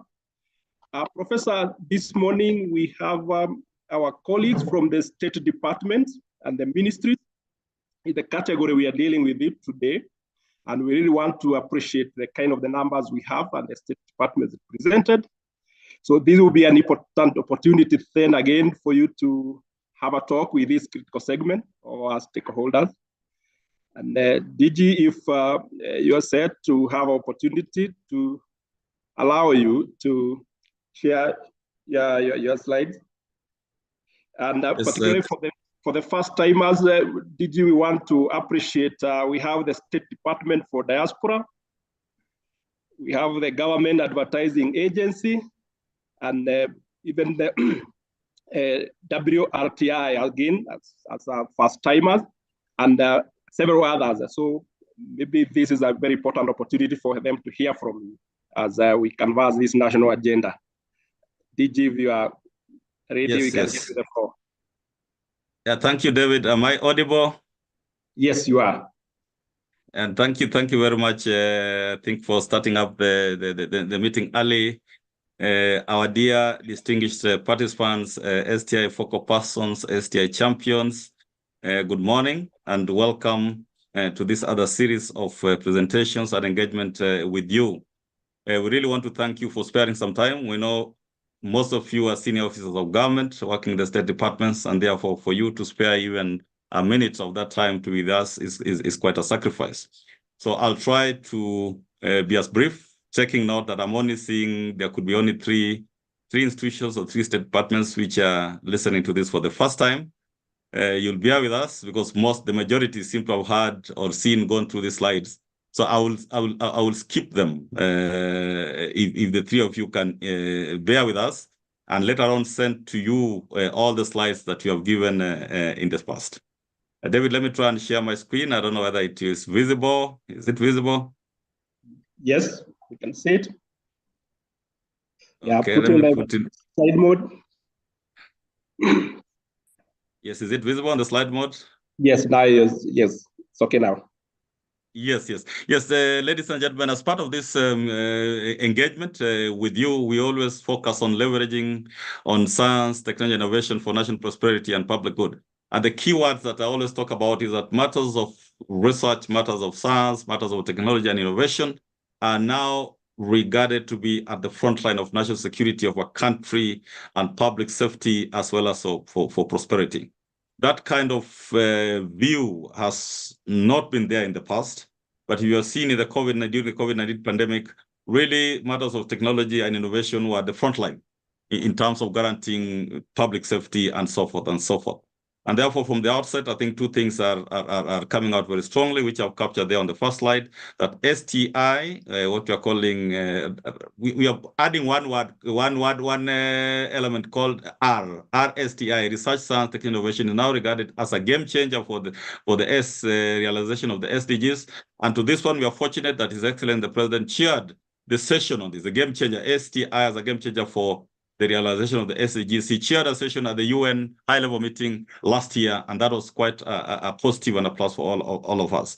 And then again, based on direction, I always take it upon myself and ourselves to monitor some of the proclamations or pronouncements of His Excellency and his leadership on matters of research, science, technology, innovation. And one of them, which I think was either mentioned during either Madaraka Day or one of the functions, he said that the government of Kenya is betting on science, technology, and innovation in deepening trust and strengthening public confidence in government. Those are exactly his words. And that gives a policy direction, which is not an acoustic direction or a Minister of Education direction, but it's for all of us. When you're talking of deepening the trust and confidence in government with the publics, that is very powerful. So whatever you're doing in whichever way, in whichever ministry, in whichever institution, know that what you are doing, unless it gets out to Njiku, then it will be a challenge. In the past, and this has been a common slide, is Africa, the paradox in Africa, in a nutshell, is that we have so many resources, but then our outputs, measurable outputs, are very minimal. You talk in terms of world research, you contribute just 2% and so forth and so forth. This has been there, but what could be the reason on this? And what we are seeing is that there's a lack of science and technology culture in Africa, in Kenya, everywhere. It's not a culture, it's like something which is coming, an alien thing which is being forced on us. And lack of strategic investment in science and technology, because when you like something, then you must invest. Even in your own State Department and institutions, the things that are commanded, you deliberately make a strategic investment on that. So that's a common slide, but I wanted to change. I think even my team, that's what took me 10 minutes. Something came up last week. I think His Excellency, the President, launched the MTP4. And that affects you, it affects me, it affects all of us in this country. For the next 4 years, from 2023 to 2027, it will dictate what we do, what we say, what we give out to the public, say, fourth medium-term plan. And I just tried this way in the morning, trying to extract very quickly. So some of them have been done very quickly. What relates to matters of science, technology, innovation. And the one which I've gone, which is a big one, I don't know whether you're aware, and this document is, you can download it. I think it's being circulated. But you can see the many sectors that were there in MTP3 have been condensed to 5 sectors. Like you'll see finance and production sector. And you can imagine, you talk of production, then the manufacturing sector is inside. I'm seeing other sectors like leather products. I'm seeing quite a number of other elements inside that one. Then infrastructure sector. There could be a number of you who are also involved in the infrastructure sector. Then there's a social sector. This is where they're placed science, technology, and innovation. You look somewhere there, the write-up, maybe the write-ups are tiny, but in the document, there's what they're calling the social sector. That's where they've captured science, technology, and innovation. And then there are other elements of digitalization, universal healthcare, health coverage. There's also, these are the priority areas. So I think in the next few weeks, all of us as officers of government or as public servants, we have to engage on this document to really see how it relates to our recently approved strategic plan. There are those whose plans have been approved. There are those who are going through the strategic planning to capture that. And our work as NACOST, when I talk about STI mainstreaming, is to see how you can infuse or entrench matters of research, science, technology, innovation in what you're doing in whichever sector. If you're in the finance and production sector, I'm almost sure that you need technology or innovation or research or science somewhere. Infrastructure, the same. That's literally another word for technology. You go to environment and natural resources sector, again, technology. There's literally none of these sectors can really go without matters of research, science, technology, innovation. Maybe the one on governance and public administration is the one which will have just a little innovation. But sectors 1, 2, 3, 4 will have a lot of innovation. So when, as our team explained, when you're doing now, you are or revising your strategy, STI strategy, institutional strategy, please take into consideration this, because this is what we are all being called to account for by the Exchequer. I've also extracted, I think, on section 2.3, it talks of foundations for socioeconomic transformation. And the Kenya Vision 2030 pillars are anchored on enablers or I'm just reading, of foundations that are aimed at facilitating and accelerating socioeconomic transformation of the country. This is the main document, I think the Vision 2030 document. And amongst this, I think 9 enablers. You can see they're talking of infrastructure, ICT. Yes, STI is the 3rd enabler. It cuts across. It is very difficult to limit matters of technology to one entity, to one organization, to one ministry. It cuts across. And therefore, as in a COSTI, our work is to literally try to bring a one government approach, a whole government approach, a multi-sectoral approach, a whole of government approach. Unless we do that, it will be very difficult to realize this great vision that the country has. So I've just extracted that again from that document. And you're seeing, it says another one. I hope I'm audible, David, so that I don't end up speaking to myself. Yes, we can hear you. Yeah, just alert me on the phone if something should happen. So under business processing outsourcing, the sector aims at making Kenya a top offshoring destination.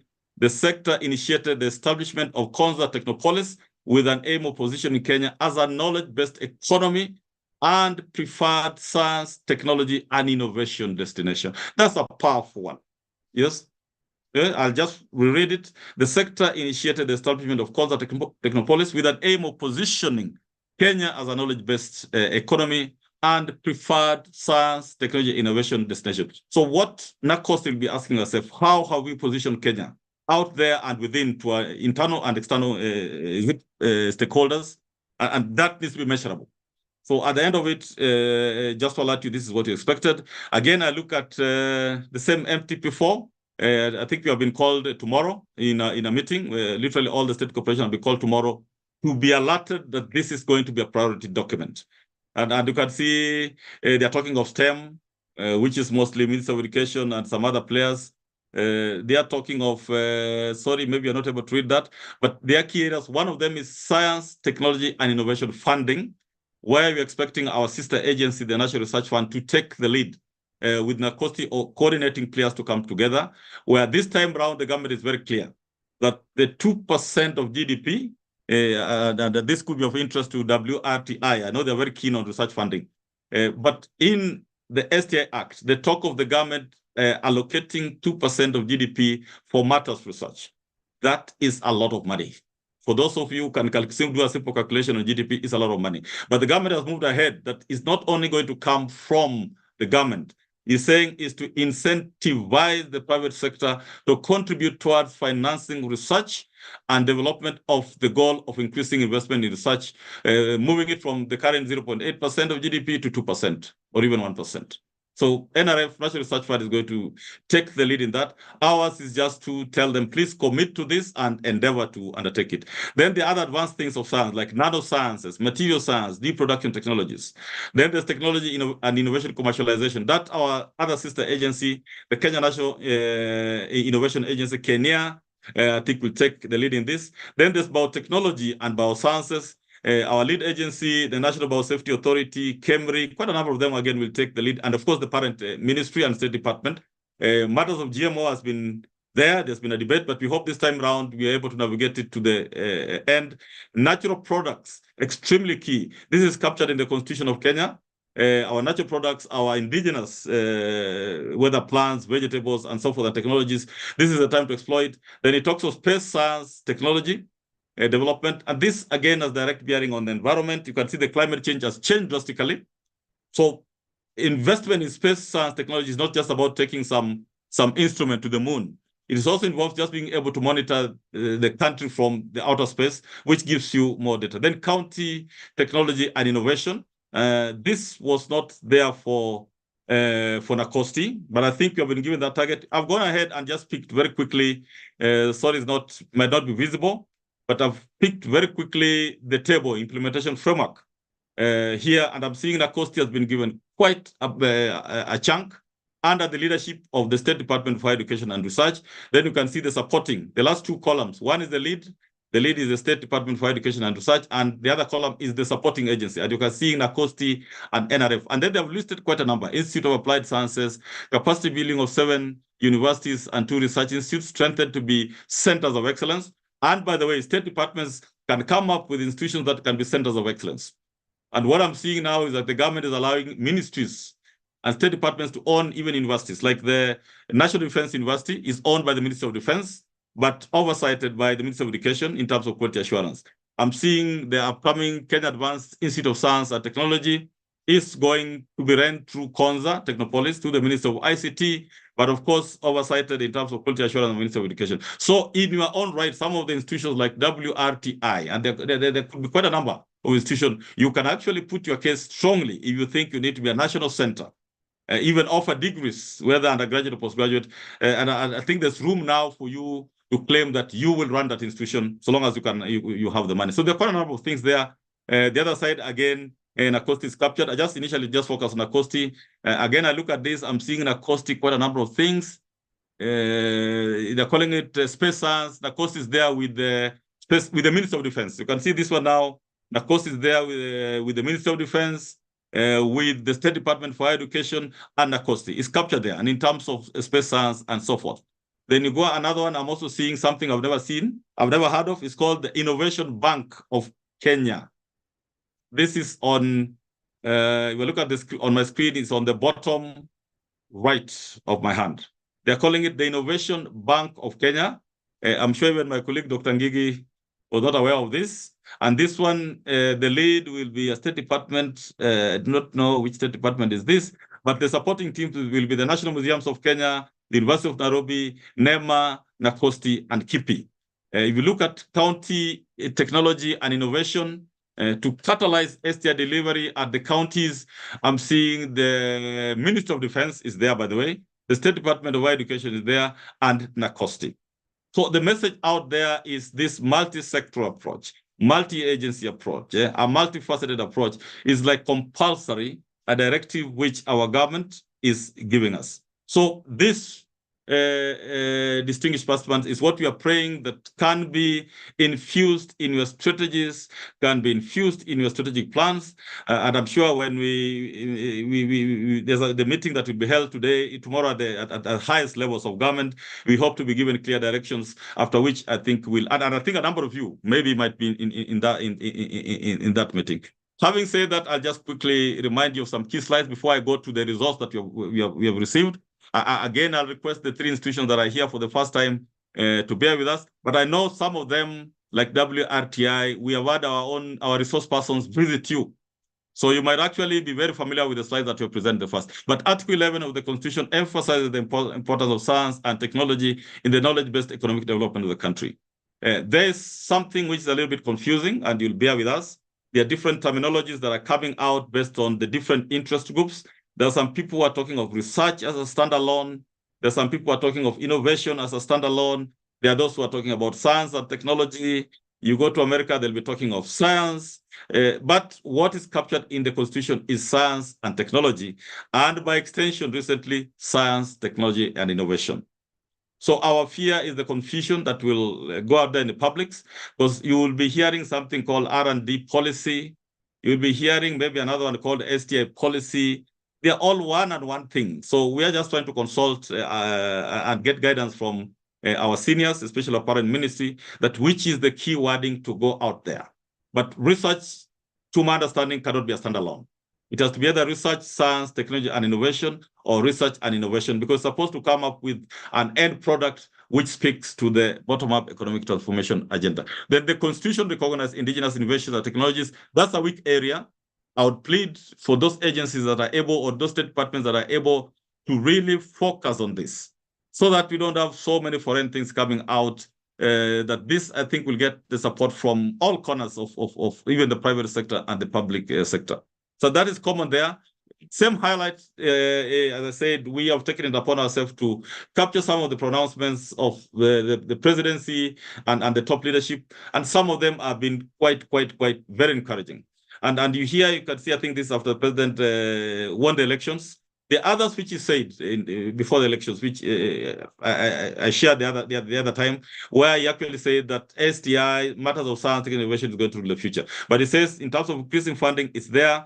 I've mentioned before there's a presidential advisory council established, maybe waiting appointments at that higher level. But what excited us, I think 2 or 3 weeks ago, again for the first time, His Excellency the President appointed or nominated for consideration by Parliament the Special Envoy on Technology. That just tells you that there's a message at the top of the country which is being sent to us. It's up to us as workers of government to figure out how to internalize that. But there's an eminent Kenyan, I think, who works with the UN Secretary General, who has been nominated for consideration as the Special Envoy of Technology. We are looking forward to see how that will propel us. But I think technology is cross-cutting. And again, just to talk about, because of the MTP4, maybe a reminder, the key areas of the bottom-up economic transformation agenda are agriculture, MSME, housing and settlement, health, universal healthcare, digital creative economy. So you can literally tell me is there any of these sections that will do without science or without research, without technology? I think all of them are there. So ours is just to request, try in even agriculture sector. document what are you infusing, what are you using from science and technology to deliver that to Wanjiku. If you're on the MSME subsector, again, the same on housing and so forth. Having said that, very quickly, the regulatory framework of science, technology, and innovation sector is captured in the STI Act, which was enacted for 3 purposes: to facilitate the promotion, coordination, and regulation, which NACOS is doing with other agencies, like National Biosafety Authority when it comes to GMO and so forth. It was assigned priority to the development of science, technology, and innovation. And you can see MTP4 is actually seeking to realize that, and then to entrench science, technology, and innovation into the national production system and for connected purposes. That is actually STI mainstreaming. And sometimes people ask, where did this STI mainstreaming come? Is it the idea of the NACOSTs or NRFs? Is it the idea of Ministry of Education? Is it the idea of something? No, it is actually captured very strongly in the Act. It has taken some time to realize it as we develop, but they say better late than never. And based on that, that's why we are undertaking this series of trainings. And so far, we really want to thank the very, very many ministries that have joined, literally all of them. David, I don't know, is there a ministry which has not joined? David, is there any ministry which has not yet joined? I think yes. Now, literally, we have all of them. Yes, so it's quite a goodwill, I think, to what we're doing.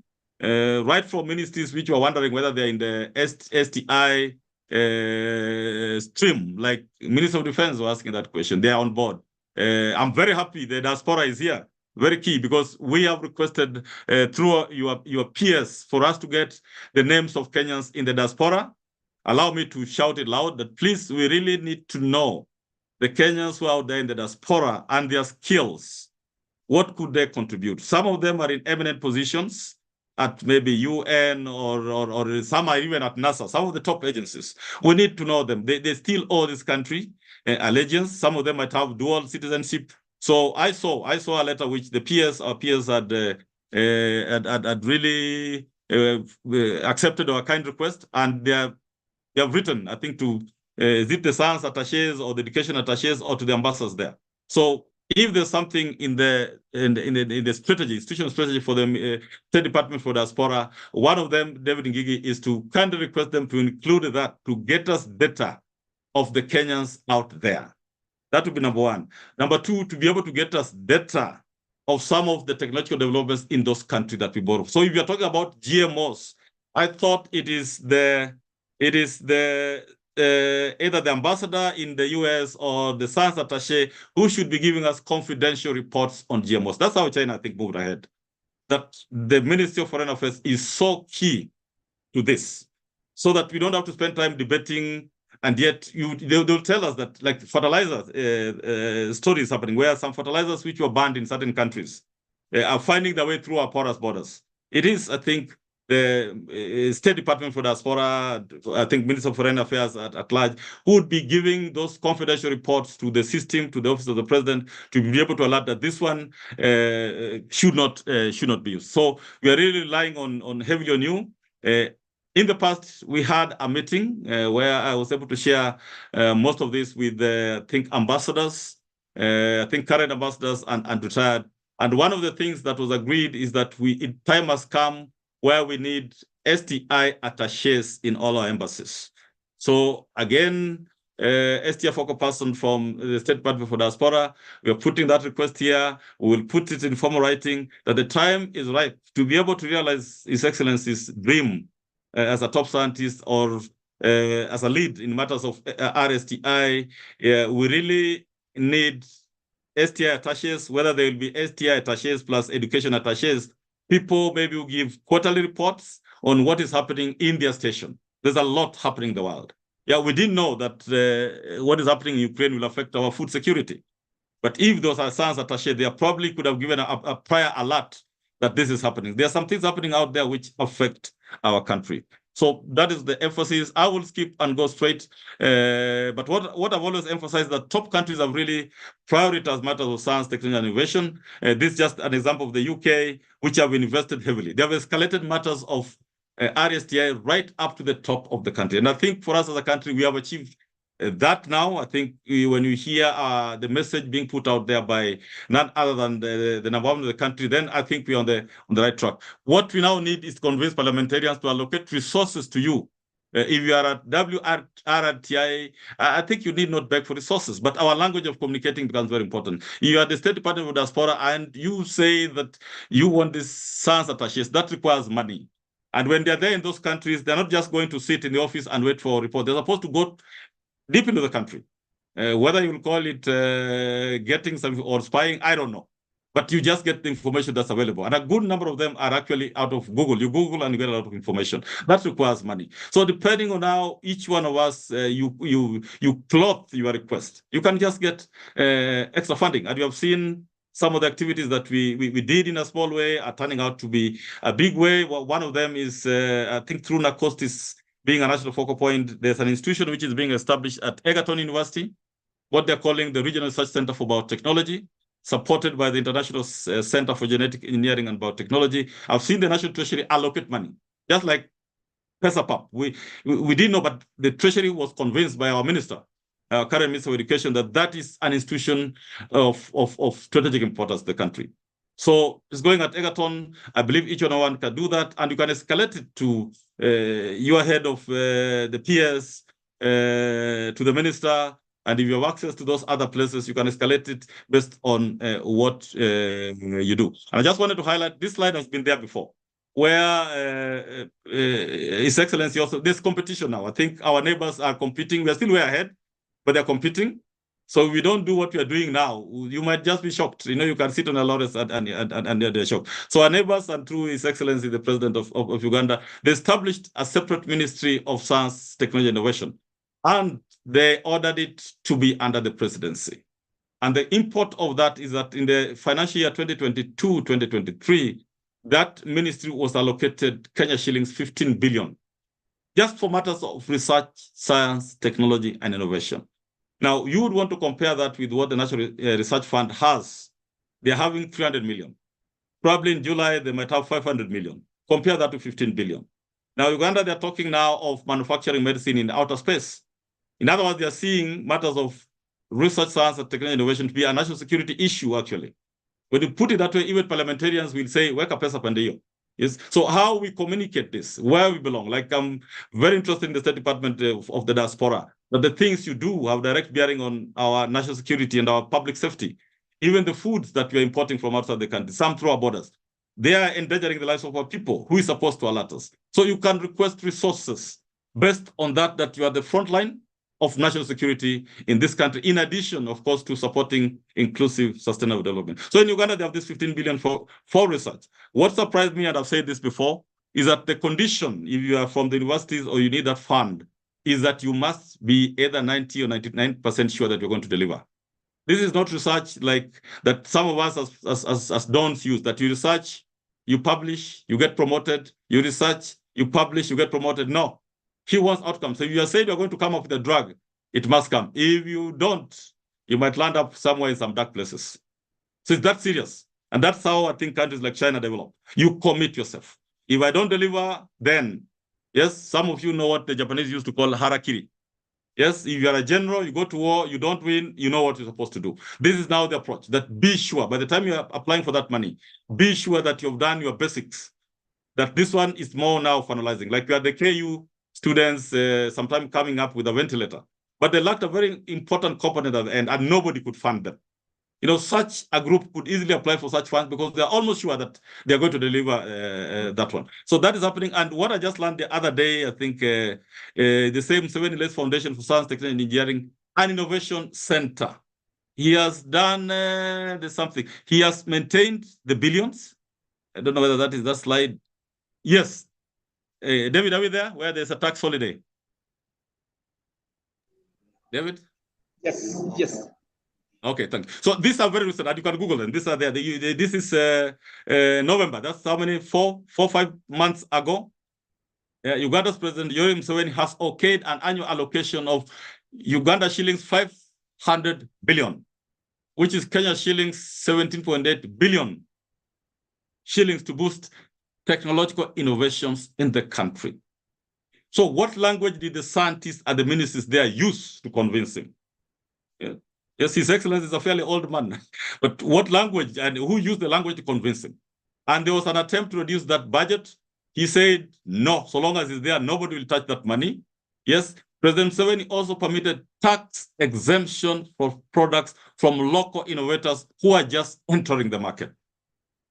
This is competition. We are way ahead of them, but this is a competition. So who will take us there? I think it is the senior officers who are gathered here today who will, in your own little way, communicate that one. Like you talk of WRTI, you are dealing with our wildlife. And you talk of COVID, people say it came from bats or it came from wildlife. A number of diseases, actually. I don't know what you call them because that's not my area. But come from, if you put it that the position that you occupy, that if some animals were to come and invade some estate or something, the impact will be catastrophic. Then why should not you be funded? But again, if you just say, oh, no, ours, we're just doing research for research, we are just recording the number of elephants in the country, we're just recording the newborn monkeys in the country, it's good, but just figure out, will that really impact?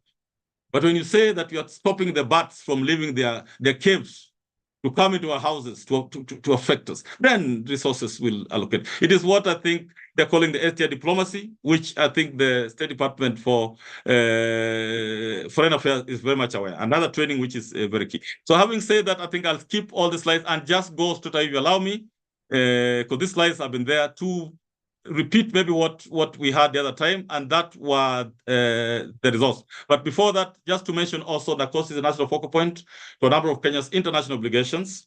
We're the focal point to the Biological Weapons Convention. You can imagine we are not expert. Our work is to coordinate. We are just a secretariat. If you took that and maybe the Minister of Foreign Affairs, the focal point, maybe it's only their staff who will be going to Geneva. If you took it to the Minister of Defense, maybe you'll find only the Major Generals and the Generals going to Geneva. But our work, like in our last 3 visits to Geneva, we had a full house. From the National Defense University, from the Minister of Foreign Affairs, from the Minister of Agriculture. Our work is to bring everybody together. And those who went, we had about a Kenyan delegation of 15 people, most of them CEOs, including even a representative of Kenya Bureau of Statistics, representative of National Museums of Kenya. It was very, very useful because there's everything for everybody. We are the focal point of ICGEB. We are the focal point of AFRA. And as I'm speaking now, the Kenya Nuclear Regulatory Authority, and I think the Ministry of, is it the Ministry of Defense or Ministry of, and the Ministry of Interior, I think have been granted the status of Regional Designated Center. Yeah, there's another one coming for Calro, there's another one coming for Kemri. Yes, Calro, Kemri are not in the Ministry of Education. So our work is just to coordinate and be the conduit for this one. We have the Comprehensive Testament Treaty Organization at the focal point. This one has been delegated to the University of Nairobi. So we are the focal point, but literally all the things. There are a lot of visits to Vienna by the staff who are involved in this. There's even, I know, a monthly salary for the staff involved in this. As NACOSTI, our work is just to coordinate and avail these opportunities. And I know as they come, including scholarships, we are now sending to all the stakeholders. So this is what some of the state departments and institutions that are not joined were missing.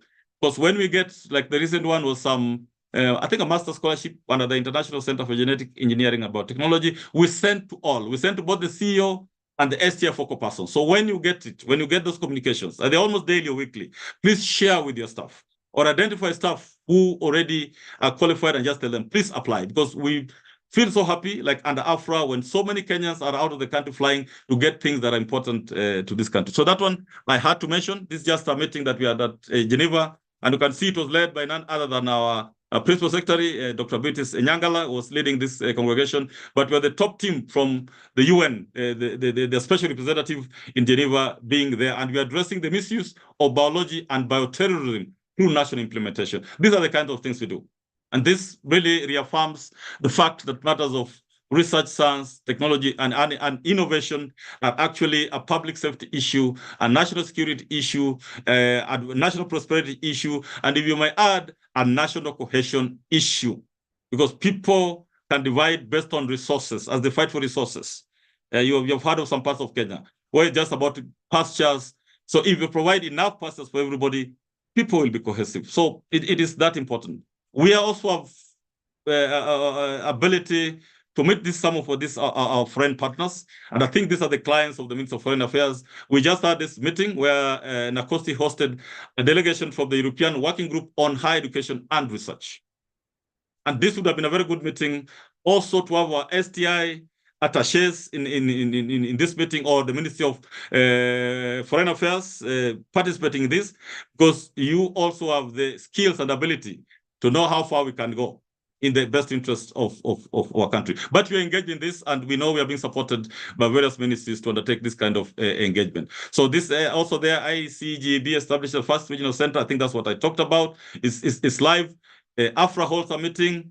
The meeting recommended the adoption of the Afro Regional Cooperative, wherever, and the recognition of the Kenya Nuclear Regulatory Authority as a regional designated center to host a special regional postgraduate training in education and training in radiation. The beauty of this program is that it's being done in a multi-sectoral approach, and we are very happy about it. I think KN or Kenra is doing it at KU, but I think Multimedia University is involved, the UN is involved. So we would want a scenario where we have state departments maybe leading programs, or your state corporations leading programs, but bring everybody on board.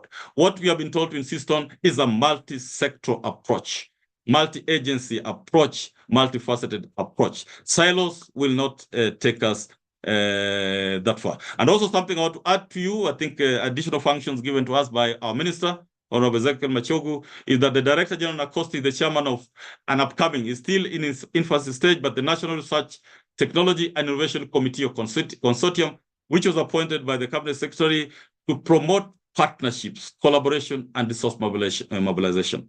So there are some things that you do in the ministry, which the Executive is not able to fund. Please come on board, let us know, to see with some of the partners, we can bring them on board to fund you in your areas of interest. Some of you are able to directly get those funding agencies like WRTI. CALRO, one of the lead research institutions, has so many, almost over 150 partners. Cambridge, I think, have probably over 100 partners. Yes, but you'd want Cambridge and CALRO to partner with others, because there's a lot of connection between what WRTI does, what Cambridge does, what CALRO does, what National Museums of Kenya does. And the other day I saw a special task force on matters of museum and so forth. So we also are the national focal point for Horizon Europe programs. This is a 75 billion project.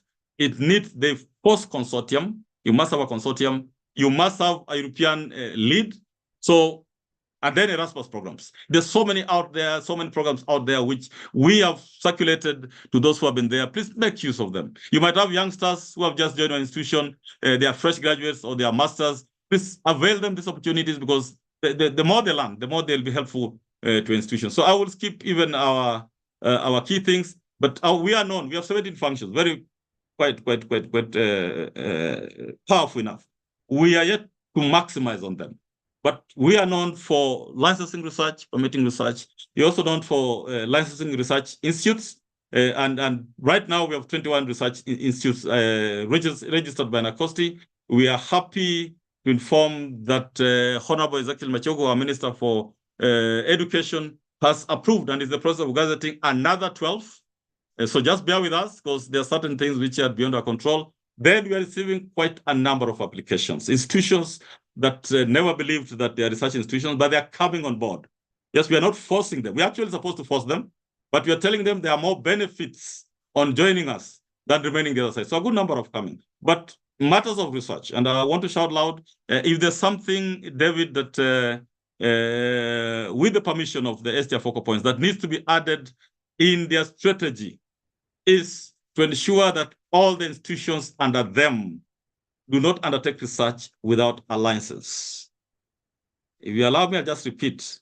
If there's something, David, and I hope it's okay, is that I know one of the things that we're requesting state departments to do is to commit to ensure that all the sagas within them undertake STI mainstreaming. That has been very useful. We are very happy, especially for the National Treasury, the State Department for Plumbing, which has even committed to ensure that all the 47 counties implement this STI mainstreaming. And they've committed it as they're among the expected outputs. We are now asking you again, just whether through a letter, if you need one from us, we'll do it, to please ensure that even within your state department, but most important, in all your sagas, like for example, the Ministry of Agriculture, to ensure that all the researches undertaken by CALDRO have allowances, because this is an extreme national security concern as we're speaking. And even as we're speaking, a foreign, I wouldn't want to say much because it's a court issue, but a foreign person seems to have been arrested for taking blood samples of Kenyans without authority, blood samples of athletes without authority, without a license, and you and me can imagine what that is going to be used for. There are cases, because people are saying like universities that, no, we are independent, this is our core business. There are cases of external parties sponsoring a master's student or a PhD student or funding a research, yes, with a lot of money, but they have access to data which they should not have access to. They'll have access to the number of elephants under the charge of WRTI. They are getting information which they're not supposed to get in the spirit of funding. Maybe that was good when after independence and some years, but now I think you've matured enough to engage them on a peer-to-peer basis or on a friendly basis in a way that is beneficial to those external parties and also beneficial to your country. I'm sure you wouldn't be comfortable if somebody entered your house and started taking the blood samples of your children, plus yours and plus your wife, and not telling you what you're going to use for that. Now, that is a live case. We have, David, I hope I'm still on. David? Yes, we can hear you, Prof.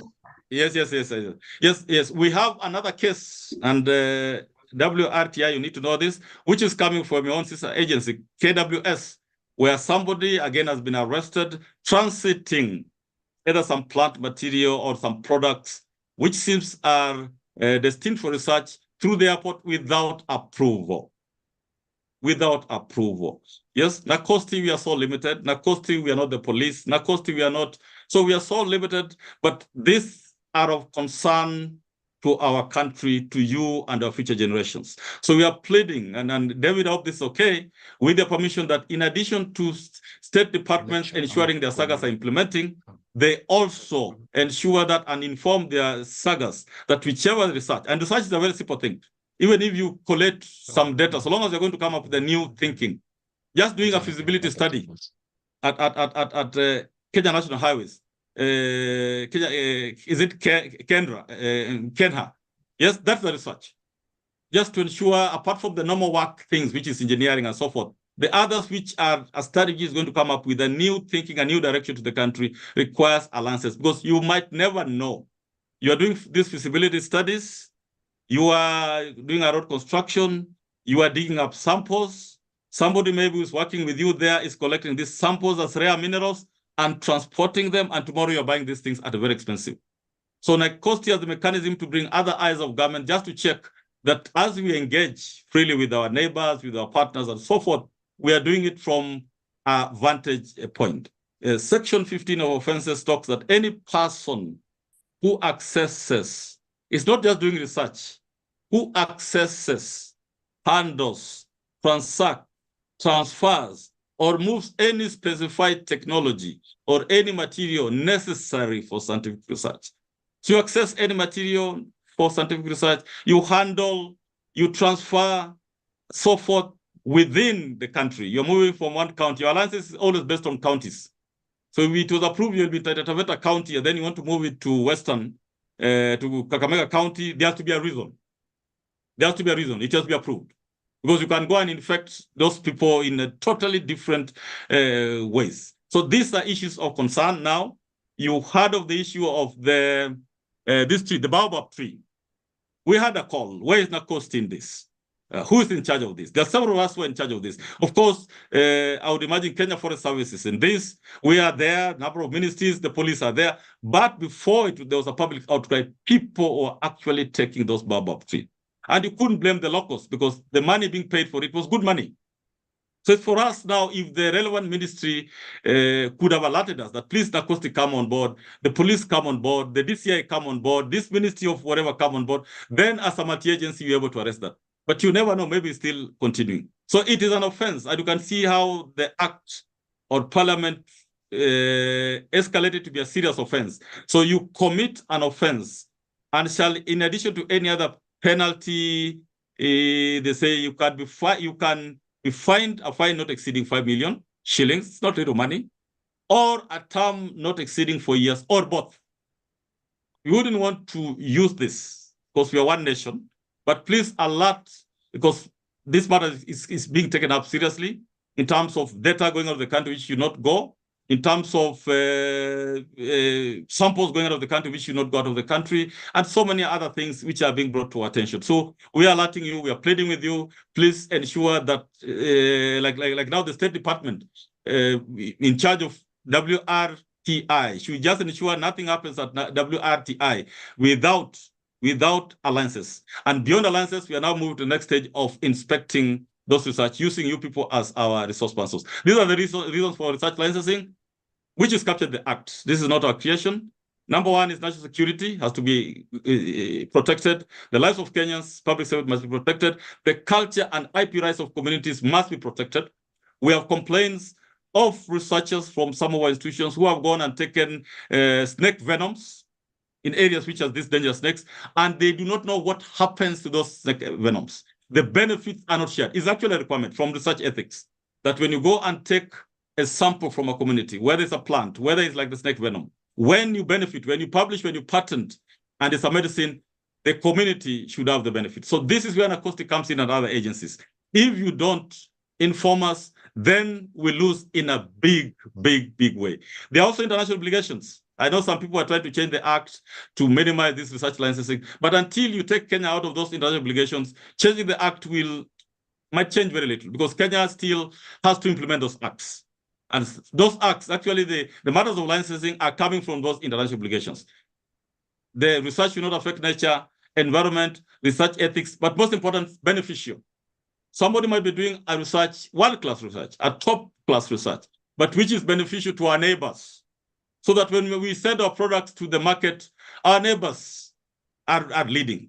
Are we supposed to approve that kind of research in the spirit of, is it global, the globalness of research? Of course not. So if something can be quantified to be anti-Kenyan, we are not supposed to approve that. The bottom line is, how do you quantify? That's what we are also not so sure of. So having said that, matters of technology, last time I showed you this, where they're now using defects to fake a number of things. I'll just go straight away to the, before that, I don't want to exceed 11:58. I think I should have at most 10 minutes. This, as I always check on the news, and I think I captured, this is 2024. This is, okay, this month. David, am I still there? Yes. David? Yes. Yes. So as we go to the data, this is this month, this is 2 weeks ago, Saturday, revealed killer chemicals finding their way to your dinner plate. Killer chemicals finding their way to it. So the question is, who is supposed, because you and me are actually eating dangerous food. You and me are probably dying slowly before our appointed time. You and me and your children, we might be extinct. Who is in charge of this? This is where now STI mainstreaming comes to identify which of the agencies. It's not one, there could be several. You ask the relevant ministry, they'll tell you, yeah, we are still developing a policy, we are still trying to get a framework. But then the question, the humble question, distinguished participants, do we continue dying as Oyawa and team, or NACOSTI and team, do a framework? Is there a stopgap measure to stop this? There could be big companies involved. But this is a matter of life and death. Who is going to come out as a champion?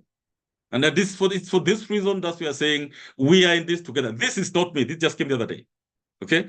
And this is done by none other than our very own assessment by the Pest Control Products Board. Shows that farmers are using banned pesticides, both in the country and other jurisdictions, that have been found harmful to human beings. So if there's the one thing that we would want to encourage, and it should be in the STI strategy for Pest Control Board, is to continue issuing these advisories. Then the next thing, who is in charge? Who is supposed to go and arrest them? Is it PCB with policemen? Or is it the ministry? Or is it whichever? This is how critical matters of STI has become, ladies and gentlemen. That's why sometimes we talk passionately about it, because it's not just like any other mainstreaming target. It's a matter of life and death. This is happening. It is life, and there's so many of them. This was February again. Yes. This is February. This was Nation. Maize drying within a day. How farmers shortcuts are risking ugali lovers' lives. Which ministry is in charge of this? I remember where it was quite a challenge to bring the National Cereals and Produce Board on board because they were saying they had nothing to do with matters of research and technology. But when we engage them one-on-one, we sent our team, by the way. They are now, I believe, one of our greatest champions. Now, this is aflatoxin matters. This is their work. And even if they don't have arresting powers or stopping power, they can at least shout loud. Yes? But risking for ugali lovers, like some of us who go through ugali, you know the consequences of this. Maybe we're already degenerating. Maybe the stress levels that you're seeing, many people are becoming mentally sick, is occasioned by the foods that we eat. Maybe you might find people, their biological, whatever, changing, whether you don't know whether you are a he, she, or he, she, and wherever. It could be the foods that we eat that is driving us towards that. So the matters of serious concern this September last year. Yes, I'm taking time, but this September, your tomato salad, your sukuma wiki stew could take you to early grave. Those are scientists. Okay? So again, distinguished participants, ladies and gentlemen, I don't know how to express this, but this is life and death. Why pay fees for your children and then some other thing just comes and takes away their life in a way? Why do you've seen parents and relatives and some of us who struggle with a child who has a disease that you cannot diagnose? You spend millions because of, when you trace it carefully, you might find it just some of these things. We have a situation maybe in one of the counties near Nairobi, where we found they're still using asbestos water pipes, which were done before independence in the 1950s. And you know what asbestos is. And you know, after all those years, it is just corroding. And that is the water we are drinking in that county, maybe even to the bordering counties. And it was identified. But who will take action to save Kenyans? So this is the call that you are making. It's a loud cry. Maybe we are making noise. Maybe we are overstressing it. But I do believe it's a matter of life or death. Then the others which I've done before. So I'll just keep that. They're quite a number. They're quite a number. And very quickly, just to thank you for the data that we are getting from you. And I'll just highlight some again, which could be of interest. We ask in our tables the total cost of equipment in Kenya shillings per institution. David, are we there as we go towards the end?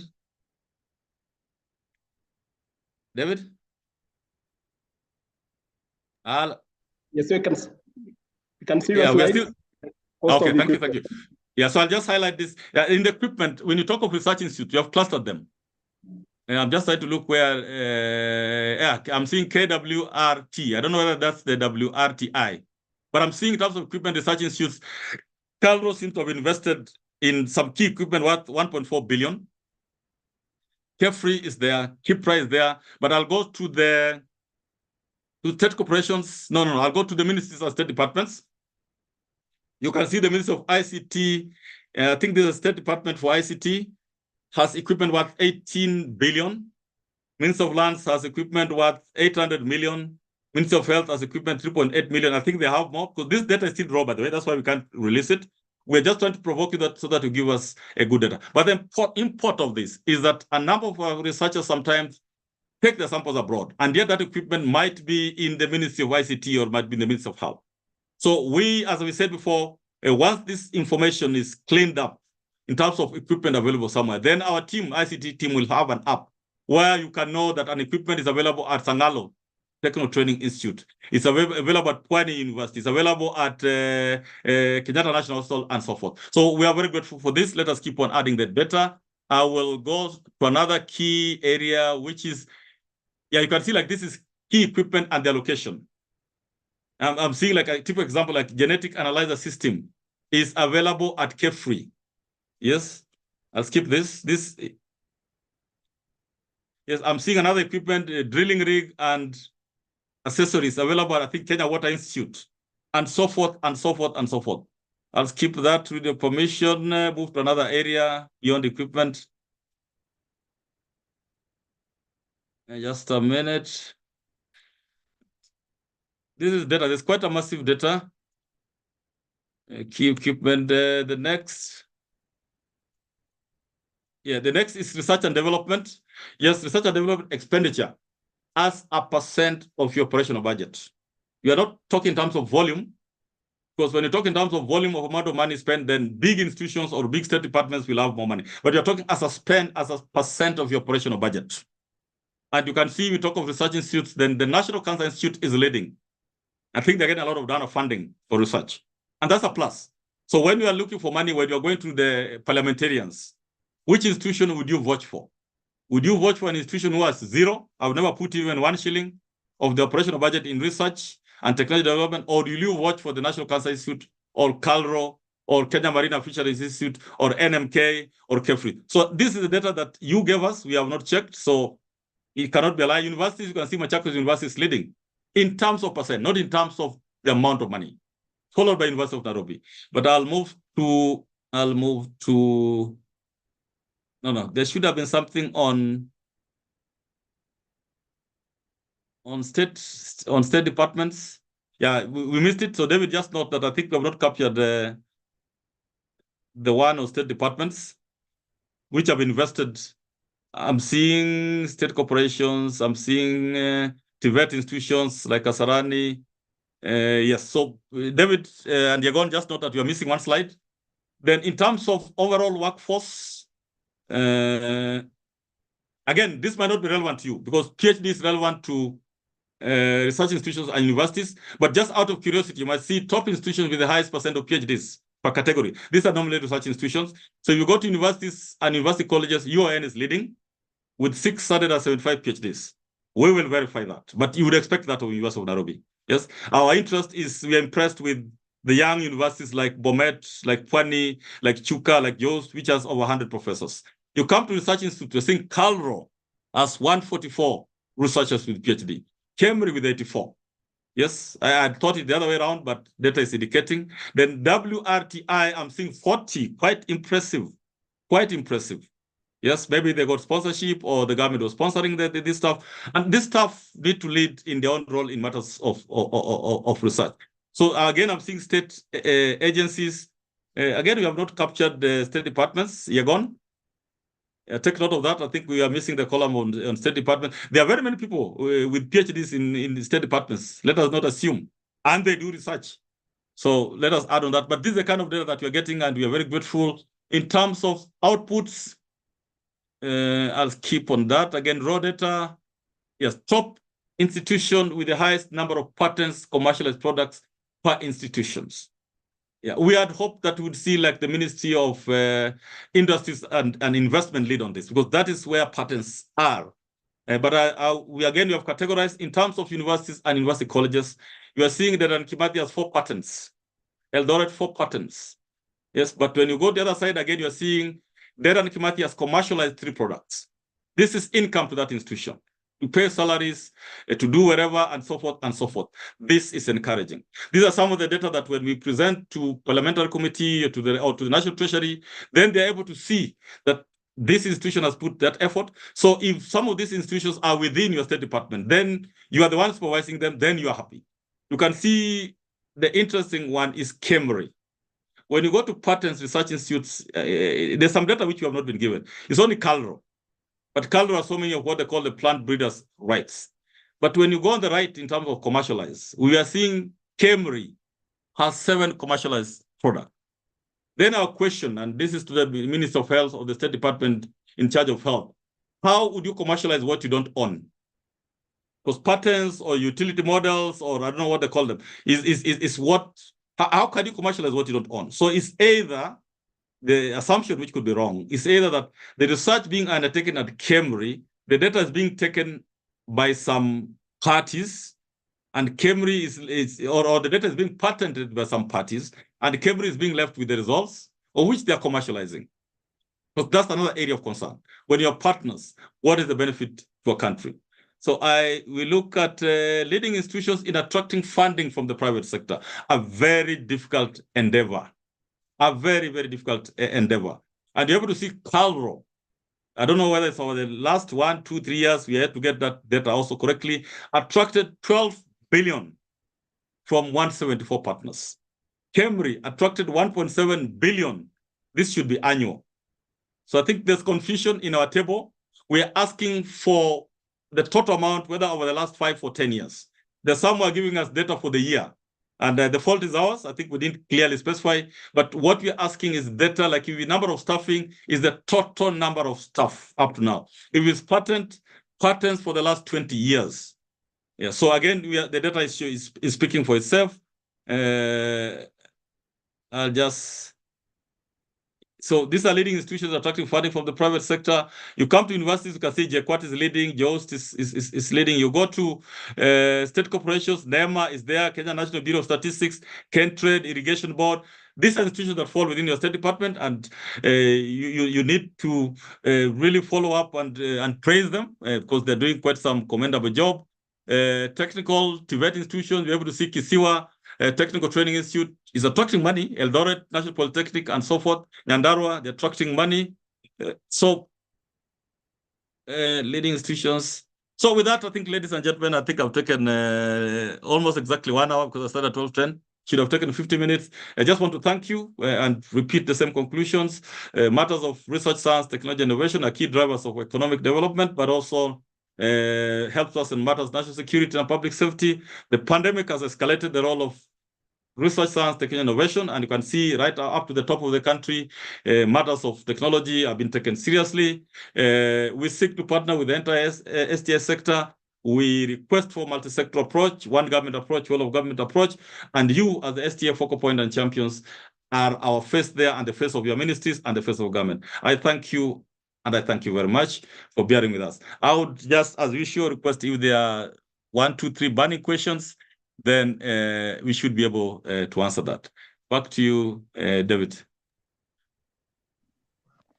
Thank you so much, Professor, for sharing that. Very important for us to know as a country where we are and where we need to go. We really want to thank you for time and those insights.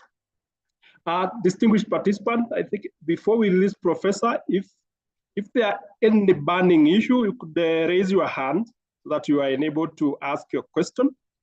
We take these next few minutes to address that. Comments, suggestions, they are most welcome.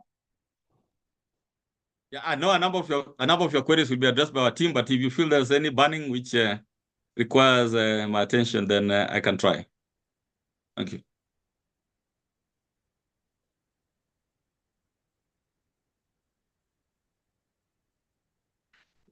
Okay, you could raise your hand to be enabled. Raise your hand or send the question on the chat, and our team will respond to it later.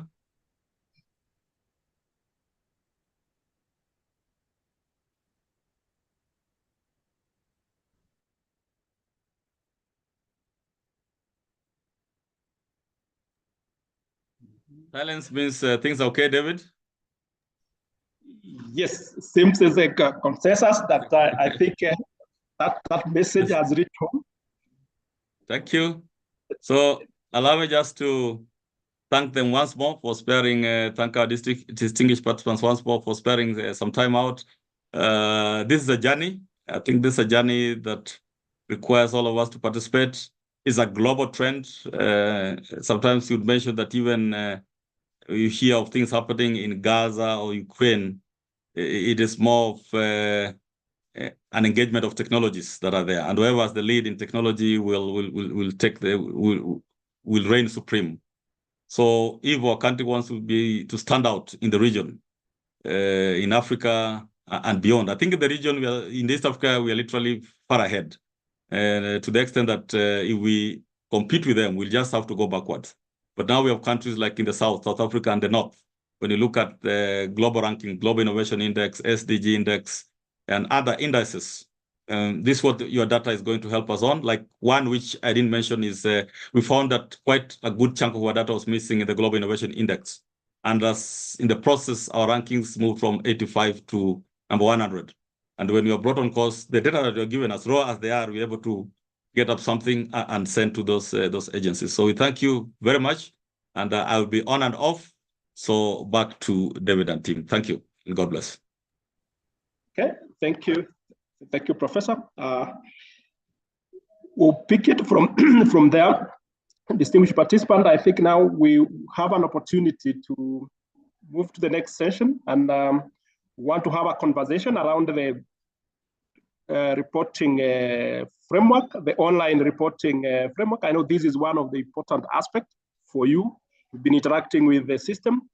And those who are coming on the first time, I think it's an opportunity for you to see how we have simplified the reporting system for us to make this work easier, to use the repetitive aspect of our reporting and to increase the accuracy and efficiency around that. And again, this was the result to responding to your demand that NACOSTI need to simplify the reporting framework. So want to share with you so that you can also raise issues for those who have interacted with it. So with that, I will invite my colleague, Cyrus Kamau, to take us through the next part of that presentation that are very important for all of us to interact with the system. Great. So Cyrus, if you set.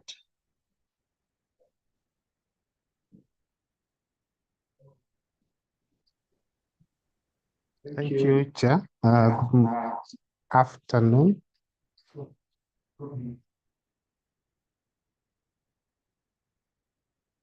Good afternoon, everyone. I wish to take us to the last part, which involves the reporting process of this PCU indicator. And I will just go to the practical aspects. I will not deal with much outside that, so that it makes it easier and we save time on it. So I hope my screen is visible from your side. It's shared. And just going to the website.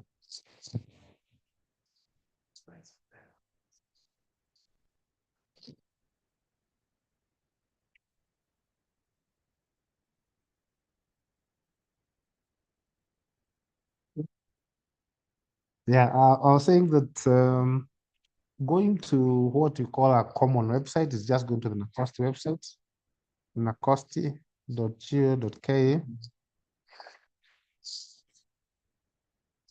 And you basically come to the NACOSTI website where you have our reporting indicators and links, which is able to assist you. So there are two areas of support you can have within the menu bar. PC for ministries, department, and agencies. You can click that hub, or you can still scroll down. There is Science, Technology, Innovation for MDS PC target. You can click that lead link down just below the photo bar and you're able to be taken. So when you click it, it will bring to this window for those state departments that are reporting for the first time. You get the preamble to the indicator, what it involves, and all the content that is within the reporting process. So the preamble has, one is the indicator, what does it involve? Much of it, my predecessors have already talked about it, who is eligible, and we have the research institutions, technical and vocational, and all MDAs that have a research innovation activities, or who are contributing to the Global Innovation Index, world-class competitive ranking, Sustainable Development Goals indicator.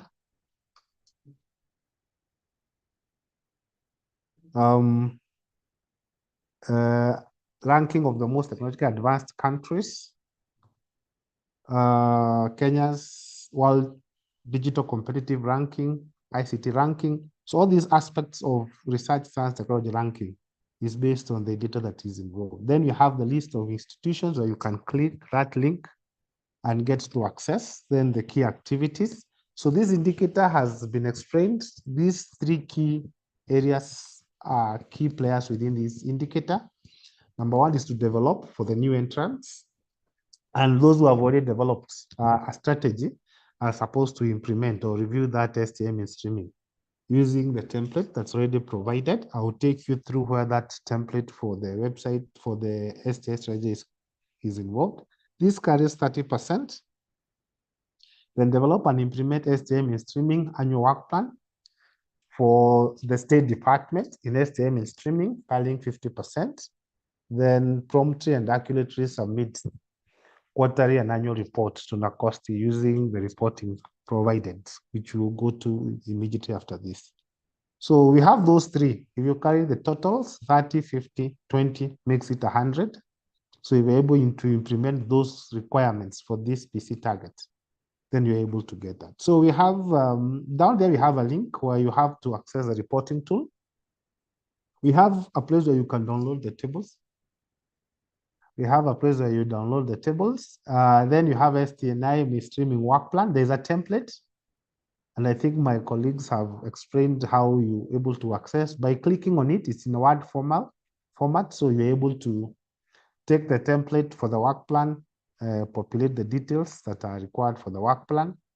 So as a state department, then you need the emblems as a logo. Then you're able to populate the other elements for Q1, Q2, giving the budget, giving the responsibility of who is responsible for. So at the bottom, there is where you have the accounting officer who is a PS or a delegated office by the PS who can be able to sign, give the name, and also do an official stamp. So this one you can submit when you come to submitting your reporting evidences. Then we have the cumulative reporting template.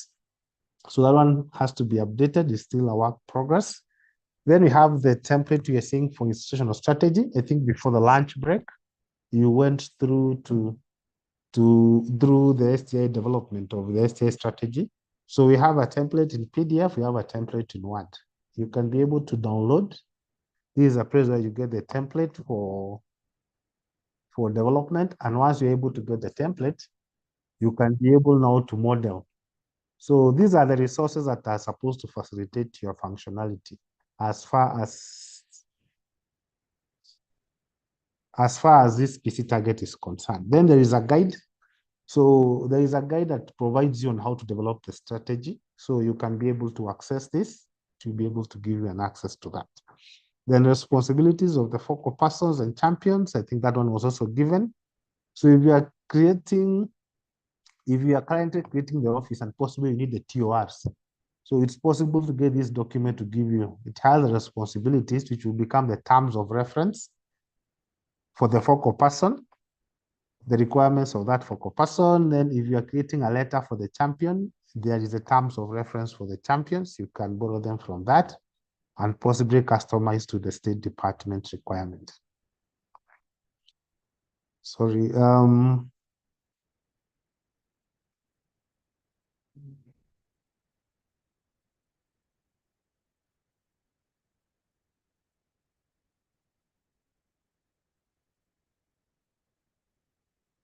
Allow me to still open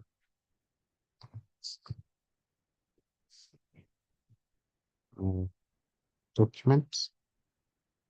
Just to going back to Nacoste for geo.k.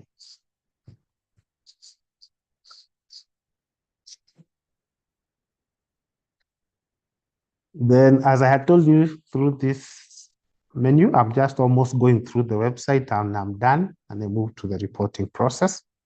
So all the resources that you require for this PC indicator can be found here. We looked at the responsibilities. Where do you get the template? List of institutions implementing this strategy, and of course the scores for last year. So if the institution participated in the last year and their scores for the last 19th cycle for the PC indicator, you can download them from there. There is a PDF document with the scores which you're able to download. Moving to the reporting process, I'm able to move to STI PC.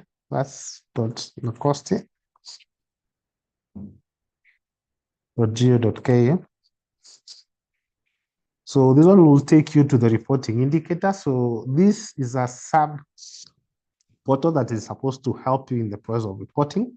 We have home. At home, you are able to access the entire write-up, as I said, from the website. It's given here for purposes of that. There is also the list of institutions that are participating. You can also get them from that list.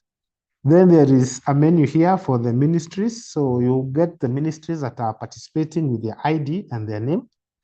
So each of the categories of the reporting has their access details within this. So for institutions, if you're talking about ministries, if you're talking about research institutes, public research institutes participating, state agencies, state corporations, and semi-autonomous government, state departments, which majority of you fall under. So there is an MDA ID and the MDA, the State Department name. So all of them have been listed here. So you require this data for your login access. And in case you have forgotten maybe to log in, you can use the need help. Possibly you have a case scenario where you need to report, you forgot your password, then the need help should be able to support you for that. So maybe for the case of Nacosti, you have to log in. I'll use a case scenario for Nacosti. I will say the institution code 124. So it will successfully log me in. So the first part of the reporting process is what you're calling the MDA profile. Sorry.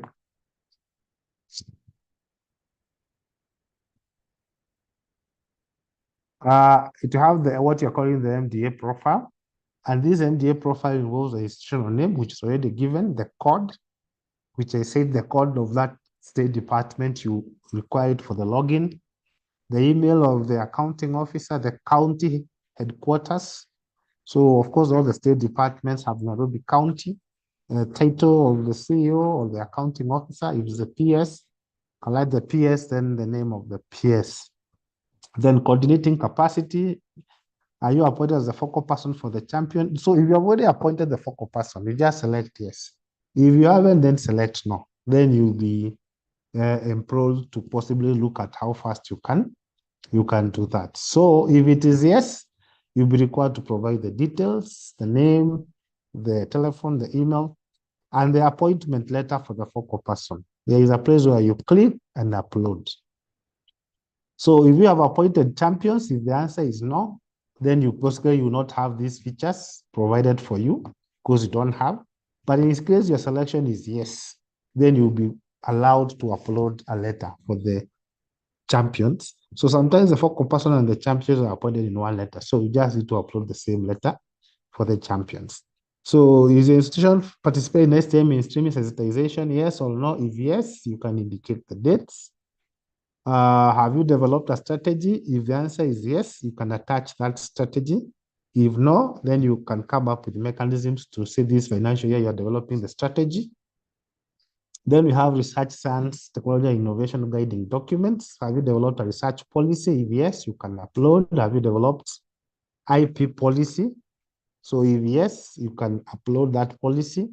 If you are participating towards Kenya implementation of international obligations, what DG has just explained that Nacosti is a focal point for some of these international obligations, then if the answer is yes, you select yes. If the answer is no, then you select no. Maybe for purpose of clarity, some of these international obligations for reporting is what we call like Biological Weapons Convention, the BWC.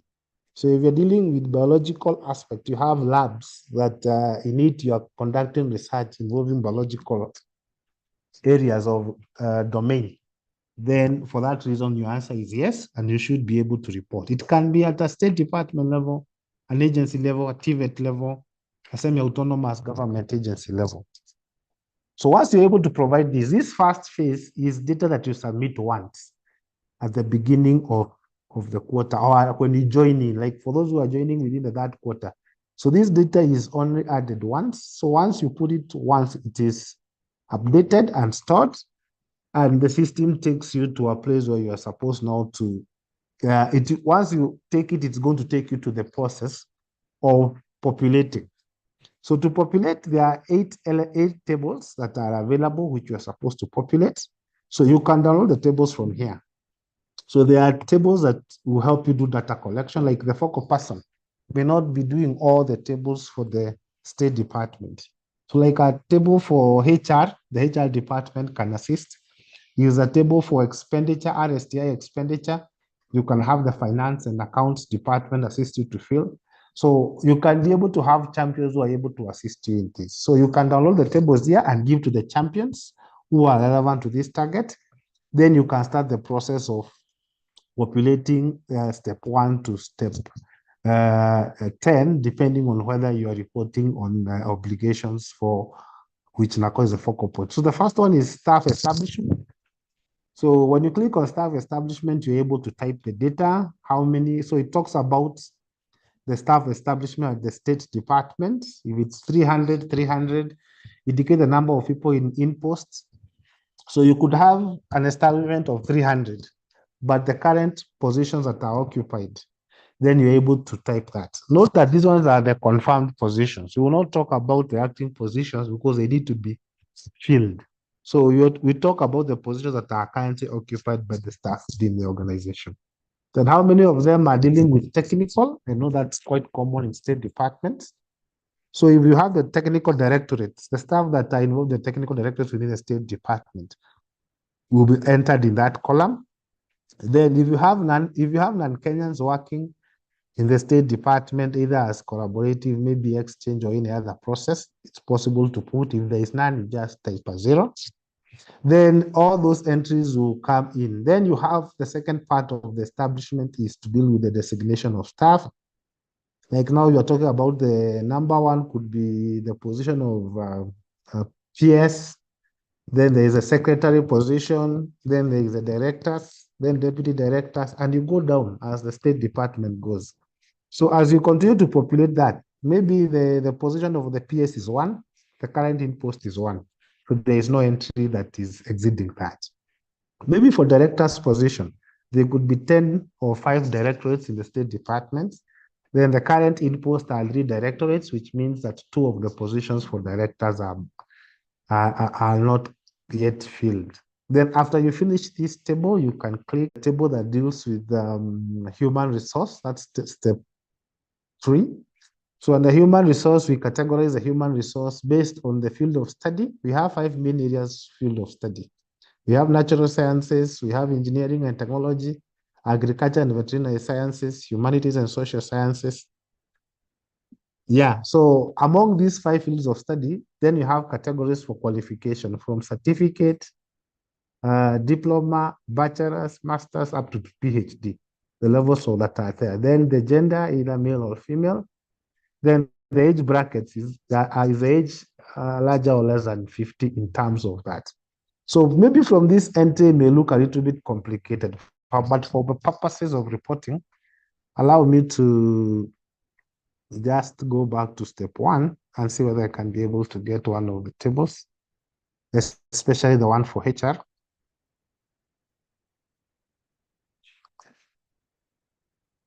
So the table for human resource capacity in this Excel format looks like this, which is very easy to fill. So you're saying we have 5 fields of study: natural sciences, engineering, medical and health sciences, agriculture, and veterinary. So these are the entire field of human capacity that UNESCO has recognized. Then you could have PhD, master's, bachelor's, higher diploma, and certificate. Then we are looking at the gender aspects, and we are looking at the age. So like now, if you'll be saying like State Department for Labor, you are looking at people with social sciences with PhD who are male, above age 50, we have 3. Sorry, let me just enable it. We have 3. Below the age of 50, we have 1. In terms of female, we have 4. In terms of below 50, we have 3. So in total, this State Department has, within this skill set of humanities and social sciences, we have 11 total PhDs, which can be grouped and categorized in this level. Then you can go the same for masters, you can do the same for bachelors, you can do the same. You can continue with that field. So once you have these entries, they will help you in terms of your population to this table that you're talking about here. So the Excel is a good tool for data collection. Then you can have a process where you come now and update the system in terms of that data that has been collected, maybe from the HR champion. If you're done with that, you can save and continue. You go to equipment. I think there is much that has been addressed on equipment.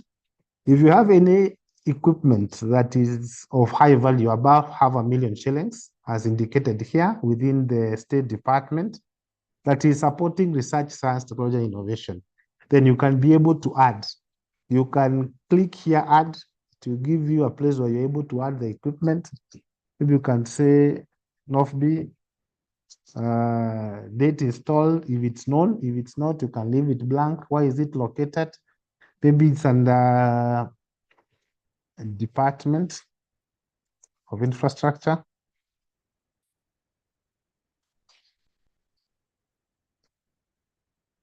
Cost of the equipment, maybe 100 million.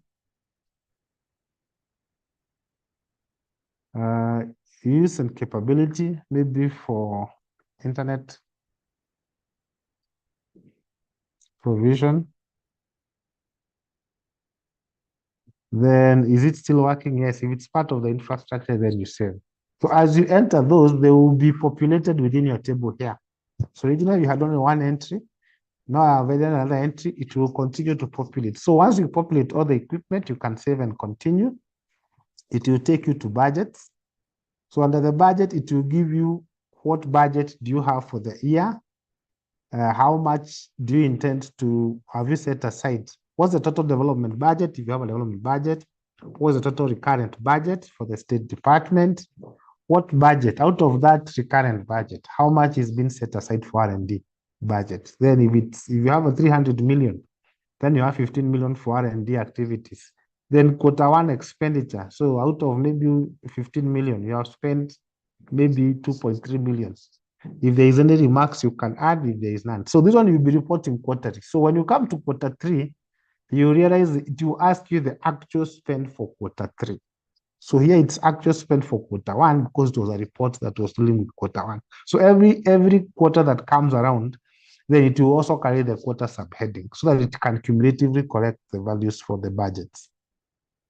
Then we have RSTI programs and projects. So you can say if there are any programs and projects you are currently taking out, these are collaborative projects. They can be with you taking part charge. They could be you with partners, World Bank, IMF, or any other collaborative partner you have on board. DFID, you said. So you're able to say this project is this, the PI is the PS, start date on this date, end date is this date. If there is any GOK funding, you can put. If there is none of the GOK funding, then you can leave it blank. So once you populate all the programs and projects, you can save and continue. It takes you to step 7 for outputs. So research, science, technology, and innovation outputs involves outputs from your research programs and projects. This could be journals, could be patents, could be utility programs, could be reports, could be training manuals. So whatever kind of outputs that you are getting out of this, then you're able to put them within this case for the State Department. And you can add as many as they are available based on the criteria that has already been shared. Then after you have been able to add that, you save and continue. You talk about dissemination. So after you do this project and you have outputs, let's say you are done a project about irrigation in Lower Tanavi, and the Ministry for the State Department for Water and Sanitation is responsible for that. So what kind of activities do they do to disseminate about that? Do you put it in the website? Do you have exhibitions? Do you have social media? Do you have policy briefs? Do you have workshops? So what kind of activities have you undertaken within that quarter? So this is Q1. So when you open Q3, it will specify the numbers of dissemination for Q3. Then everything to do with Q3 will be able to be populated within that process. Then after you have populated all the entries for Q3, you can save and continue. So after that, this is a final step where you're able to upload the letter for the accounting officer. So now you have already entered your data, you have validated is correct. So you need a letter from the accounting officer to be uploaded for this quarter. And if there are any relevant comments that you'd want to put, you can put there. There is a confirmation that the data that you have provided is correct and accurate. After that, you're in a position to submit. So after that, you can click submit, and that report will be submitted. You can view what you have submitted. If it's Q1, you can click here. It will give you a summary of the data that you have keyed in, and you'd wish that you have already submitted to NACOST. If there is any corrections that may need to be done, you can still reach out and discuss with our desk officers That's why you have provided the email PC@NACOSTI. They always call or follow back to know what kind of support they're able to do. You can also save this. You can print it. You can save it as PDF as part of your evidence that you'd want to provide that Q1 was reported, and possibly you are also able to validate the data. You have also been given a reference for your submission, which means the system has been able to capture your data and a reference number associated to that. Then I think at that point, you are able now to finish the process of reporting. It will also say what date you are able to have submitted that report. So it will give you the submission date here once you submit that report, so that previous amendments do not carry the new date. So they will always carry the date of the first submission, so that it is also able to capture and record a timely reporting that will not be affected by data edits or corrections towards that quarter report. Because you also realize that 20% is going through timely reporting of your report. So you have to ensure that you conduct and you're able to submit those quarter reports on time. Understand the Q3 report will be ready for submission from Friday. So Friday marks the final date of Q3, so that by Monday, the 1st of April, you should be able to report your Q3 outputs within the system. And with that, I think, Chair, I beg to close my presentation at that point. Thank you.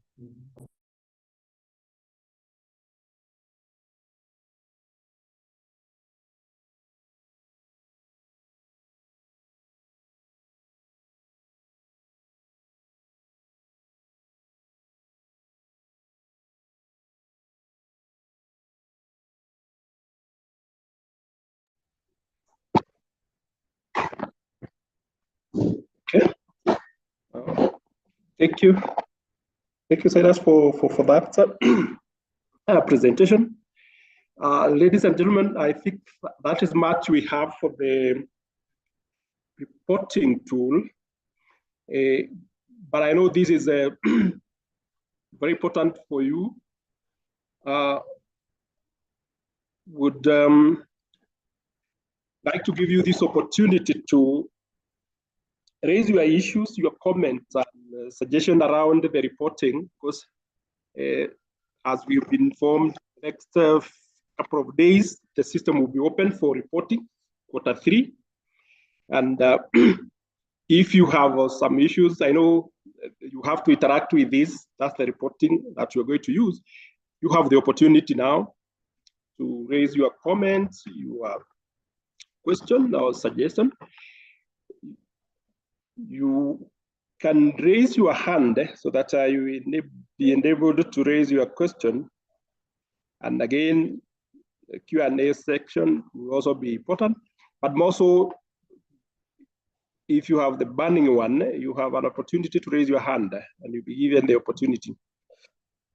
Because we really need to get right again. You can see this is our effort in making the reporting simpler and efficient. And in that direction, we may want to have your views and comments along that line. Chair, I think there is a comment on the chat from Lake Basin Development Authority. That's Kennedy. He says, what happens if we didn't report our first quarter, but we compile the second quarter? Will this affect the score in the PC? Kindly help. Kennedy, Lake Basin Development Authority.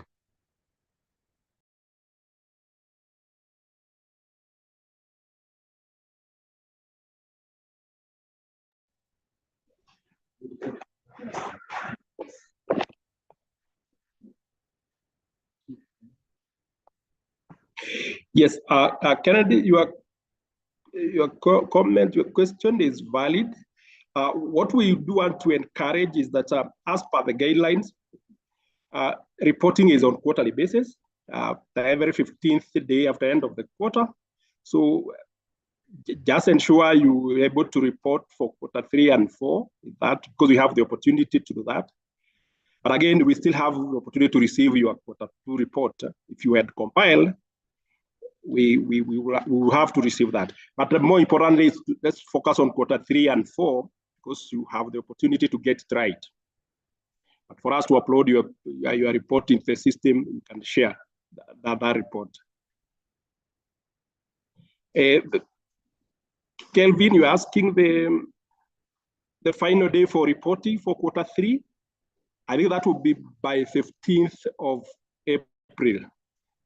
Yes, because it's 15 days after end of the quarter. So after 31st, you have 15 days to report. So consider the deadline to be 15th of April. Same story, Q4, again, it will be 15th of July, 15 days after end of the quarter. So you have enough time, 2 full weeks to respond to that. Okay, any other issues you can put on the chat? Or you can raise your hand. And again, we have also this, we're taking this opportunity to receive your comments and issues across the whole indicator. If you have had any issues while you are reporting, while you are undertaking this, again, this was an opportunity beyond the reporting tool. If you have any other issues, again, you have the floor, you have the opportunity to raise.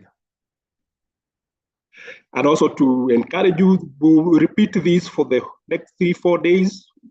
You're also free to log in the other sessions that tomorrow through to Thursday, if there are some of the things you still may want to get it right. As our effort to really want to have everybody on board and your issues articulated and taken care of as it should be.